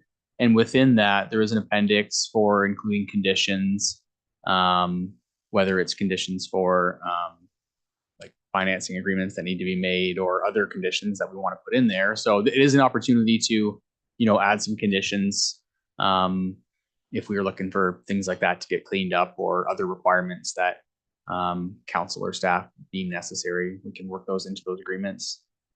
Perfect. Thank you. Any other questions for Jaden? We have a recommendation in front of you. What's your wish? Deputy Mayor Hodgins, Councilor Nerda, all in favor? Carried. Thanks, Jaden. The next one is a Parkville Main Street price increase. The follow-up report. Thank you, Mr. Mayor, and through you. This report is a follow-up from the February 7th report to council, in which council deferred the staff recommendation pending some additional information being provided. So to refresh council's memory, the Park Hill Main Street construction project did face a number of challenges through the construction process, including dealing with issues such as a significant number of unforeseen utility conflicts, a substandard road base that required full road reconstruction, impacts working through winter, a difficult contractor to deal with, and a large number of change orders and contractual disputes. The construction budget with Brex Construction was increased in June 2023 in order to address the increased construction cost. In addition to the construction cost, as previously reported, there were more engineering services required than estimated, and SEMA Plus Engineering's has exceeded their previously approved budget. These costs include on-site inspection, contract administration, and project management. And additionally, it's noted that the approximately half of these additional costs are for material testing, which was originally excluded from the original engineering budget back in 2022. So I just note that SEMA Plus has been continuing to support the municipality with this project on a regular basis. And they're doing everything they can to keep their cost to a minimum. This budget increase did include all the work to get this project through completion. So it did look forward to till the end of the project. So going back to the previous council meeting, council was looking for additional information about how the engineering overrun will be cost shared with the Middlesex County. So within the report, I provide a breakdown of that information, and the county will be covering 25% of the total engineering costs. So that does include the design, site inspection, contract administration, and the cost overruns. So that 25% cost split is established based on the proportion of their work, which is the road work, to the total construction cost. So that sort of establishes that cost split. So that breakdown is provided within the report. And the motion is same as the previous motion, that council increase the budget with SEMA Plus Engineering by $119,545.50. Thank you. Questions from council? Councilor Irwin. I'm going to be asking a lot of questions for us this evening. Just to clarify, the 119,545, is that net? The 25% that the county will cover, or does that include the 25% the county will cover? That is the total. I guess that's the gross amount. So county is 25% of that. Correct. Jaden, I have a question for you. When they repave this road that's no good, there shouldn't be any engineering costs. I mean, they don't do engineering to repave a road. Am I right on that, assuming that, or of course they haven't found out maybe yet why the road's moving so quickly? But yeah, I'm sorry, but it's a mess. We all see it. It's a mess. Fair enough. And yep, no, through your worship. We are doing, like, there is some engineering evaluation going into that to determine what is the cause of the issue. Certainly, we want to make sure that whatever is causing the issue, it's something to do with the construction. It's the quality of the work. So we do have SEMA Plus does have their sub-consultant, Peter McCallum, that does the materials testing. So they are providing an opinion on that. So there may be some cost there, but I'm sure we can keep it within the where we're at right now. It's nothing major. They're really just looking at it, and they've already done the testing, so it's just providing opinion on what's causing the issue. okay, thank you. Yeah, I don't see us paying for a mistake. Whatever it is, whatever that mistake happens. So we have a recommendation in front of us. Councilor Keo. I actually just have a comment. Has Okay. anybody actually given any thought as to calling the asphalt company to see what the problem with the asphalt is versus engineering and that kind of stuff? I would imagine the asphalt company is running this before. Yep, through the mayor. Yep, they've been closely involved. Dufferin Construction is the asphalt paving contractor. So they've actually went out and retained their own engineering consultant to give, and they're the ones that did the boreholes, because they want to evaluate it and see what the cause of the issue is. So they have an opinion on it, and they'll be providing that. We're actually planning on meeting early next week to discuss that with both parties having their own opinion on it and going from there. Just one last thing. I'm having a hard time swallowing the fact that this is going to cost us anything to have that fixed. Yeah, that's my point on this. And it is a county road. Remember, that's a county road. And so the county is involved with this as well, correct? Yeah, through the mayor. Yes, and to Councillor Keogh's point, we aren't expecting, our position is we're not paying any costs for this. This is it's a construction defect, is our opinion on it right now. It's so we don't expect cost on that. That being said, it is a county asset. So like those prices within the contract for the road, for the asphalt, they ultimately do pay those items.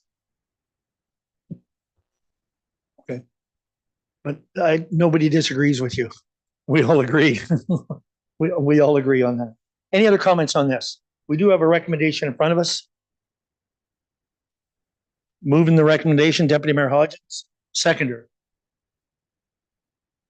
Councillor Daigle, in favor.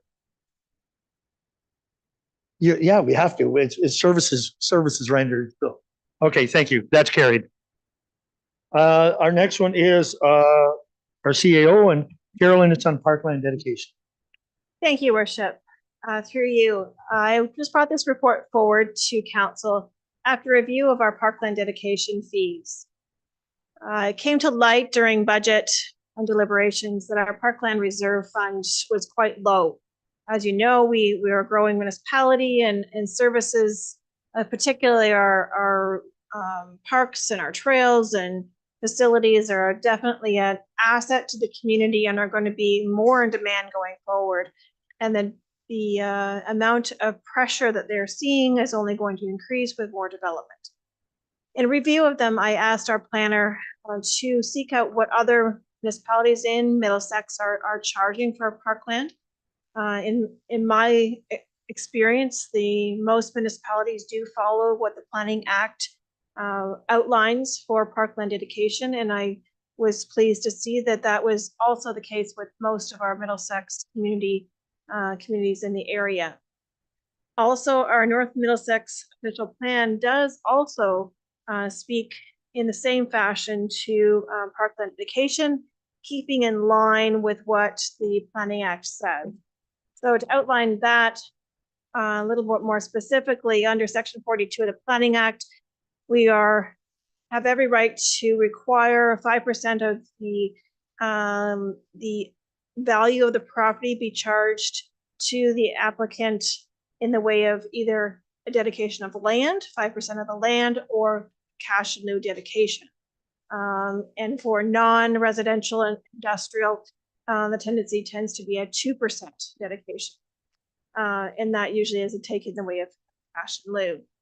So my recommendation is that we don't, right now, we have a $1,200 per lot dedication in our tariff of fees bylaw. My recommendation is that we just revert back to what the Planning Act actually outlines, as well as our official plan.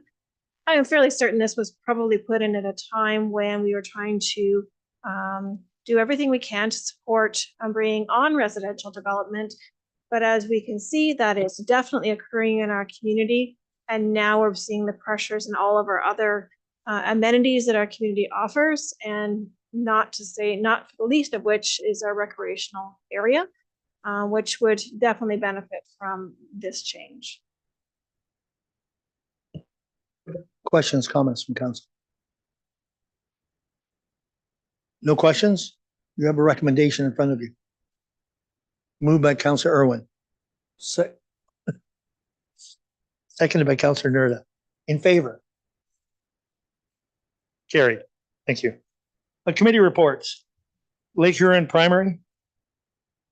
Anything there? There's a meeting tomorrow. However, we also have a meeting here. We have a meeting here. Would you like me to take part in Lake Huron, or would you like me here? Here. Unless there's something you feel that's going on there that you should be there.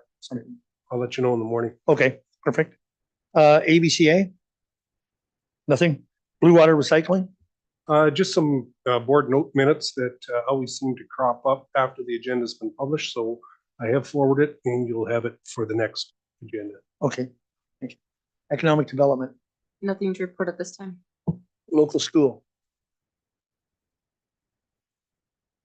Our next meeting is June 13th.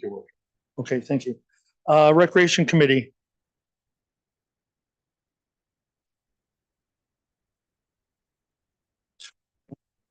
We had a great meeting a week ago, and we have one item that we want to come to council, and that's at the Youth Advisory Committee. And it is, if you've read your stat plan stuff over, it was something that was recommended there too, and so we're going to be fulfilling that. But it's the development of a committee.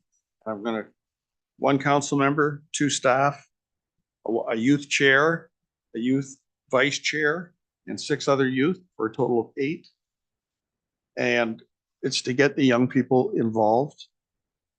We wrestled with the term as being for council, like a 4-year but a lot of us also felt that 4 years was too long because could be the person's whole high school career.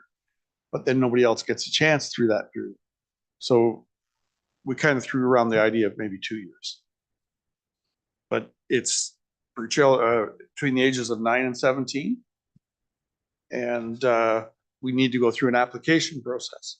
And we're hoping to get those applications out and going ASAP.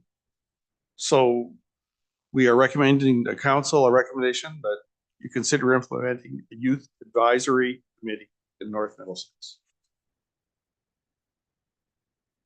Okay, thank you. Is there a terms of reference? We working on terms of reference for that? Brandon? So to you, Mr. Mayor, if the council's wish is to proceed, I will bring a staff report to the next meeting outlining terms of reference for that committee. Perfect, thank you. Comments, questions from council? Councilor Canelson. I'm really excited about this. This is something we've been talking about for many, many, many years. And it's finally coming to fruition. So I'm very excited. Congratulations to all of you for coming up with this. Any other questions, comments? What is your wish? We need a motion to support. Moved by Councilor Daigle, seconded by Councilor Keough. All in favor? Carried. Perfect. Policy Committee. I don't think there's anything there. Fire Committee. It's been the Fire Committee. Okay. Budget Committee, nothing there. Community Development Fund Committee, nothing there. Ontario Clean Water. Middlesex County OPP Detachment.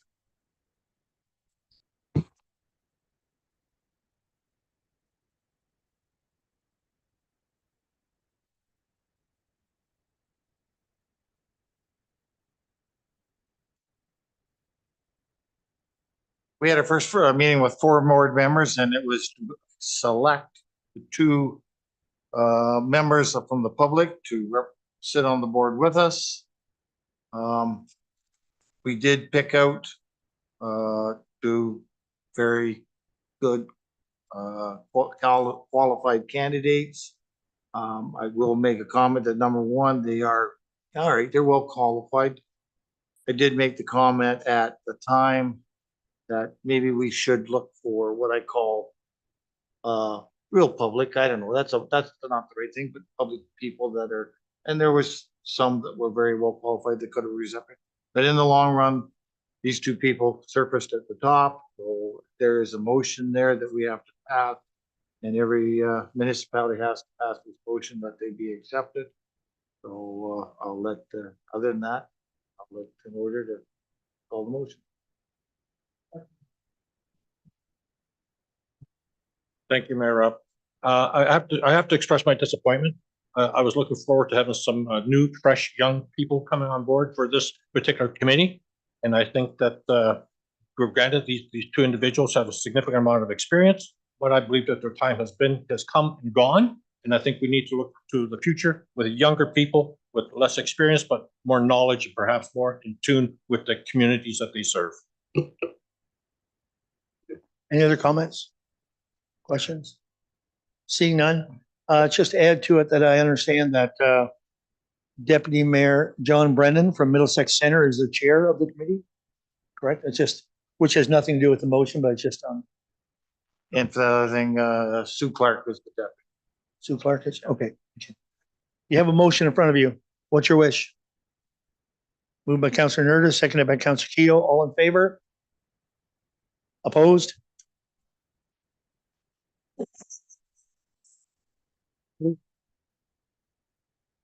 So 2 opposed? Okay, 2 opposed. So that's carried. That's carried. Thank you. Correspondence, Municipality of Castleman, Autonomy of Conservation Authorities in Ontario. City of St. Catharines, Keeping of Non-Native Exotic Wild Animals.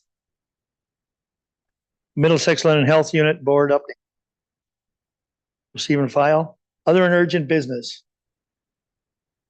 Councilor Irwin, you had something? Thank you, Your Worship. I'd like to just report back to council that we had our first meeting of what we're calling an environment and sustainability working group. 5 municipalities attended. Lucan Badal, Adelaide Metcalf, South Huron, Blue Water, and ourselves.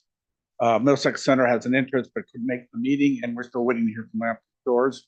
There will be a written report back to council in future, but we're looking at a project-focused, mutual aid, policy-focused approach, meeting perhaps quarterly once we get started, but monthly to get it off the ground, and something substantial for council to look at and vote on by November, I think was the time it was. You were at the meeting, Your Worship. I don't know if you have anything you want to add, or CEO is the first one. I would just add that when you look at the group and the two that we're hoping will come on, have been invited, it is actually the partners in Blue Water Recycling. It is surrounding partners in Blue Water Recycling. So it's just sort of there is a bit of a natural fit in there. And there was some very diverse, I will say there were some very diverse ideas, but some legitimate, solid ideas of what we can do. So I think it was a very good first. Any other business? Deputy Mayor Hodgins. Thank you, Mr. Mayor. Probably maybe should have brought it up during when we were discussing the wastewater and water rates. But I wondered if at this point in time is there something going to start to happen to eliminate the water, like the wastewater, like the problem of the septic systems or the sump pumps going into that? Is that process started, or do we need to get something put into place to get that started? Is that something that could start this year? Go ahead, Jade. Thank you. Through the mayor. I do believe we got the direction through the budget. I think there was some money through the motion when the budget was approved to allocate $100,000 towards inflow and infiltration studies to address that issue. So we are working on getting that project up and running and just in the early stages right now, but we are working on that one this year. Any other business? Brandon, go ahead. Mayor Ott, members of council, just seeking some clarification from our last meeting with respect to the RFP that went out for the fitness center space. Just want to clarify that council's direction on that was that anyone who submits for this RFP will have a delegation on the July meeting prior to us making that decision, and that is what council was seeking. Are offered that opportunity, correct? Correct. Thank you. Okay, any other business? Seeing no other business, third item, just one left in front of you. Communication including county council. Any questions for council? This time the meeting reports will come out in the next, I'm sure by the next meetings. Reading of the bylaws. Thank you, Your Worship. That bylaws 38, 48, 49, 50, 51, and 53 of 2024 be read first and second time. Councillor Keogh, Councillor Daigle, all in favor? Carried. That bylaws 48, 50, 51, and 53 of 2024 be read third and final time. Councillor Cornelison, Deputy Mayor Hodgins, all in favor?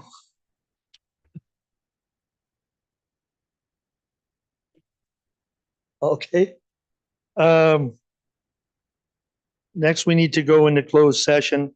Discussion during this section may include the following items. Personal matters about an identifiable individual, including municipal or local board employees, labor relations or labor or employee negotiations, litigation or potential litigation, including matters before administrative tribunals affecting the municipality or a local board, information explicitly supplied in confidence to the municipality or local board of Canada, a province or territory of the Crown, agency of any of them.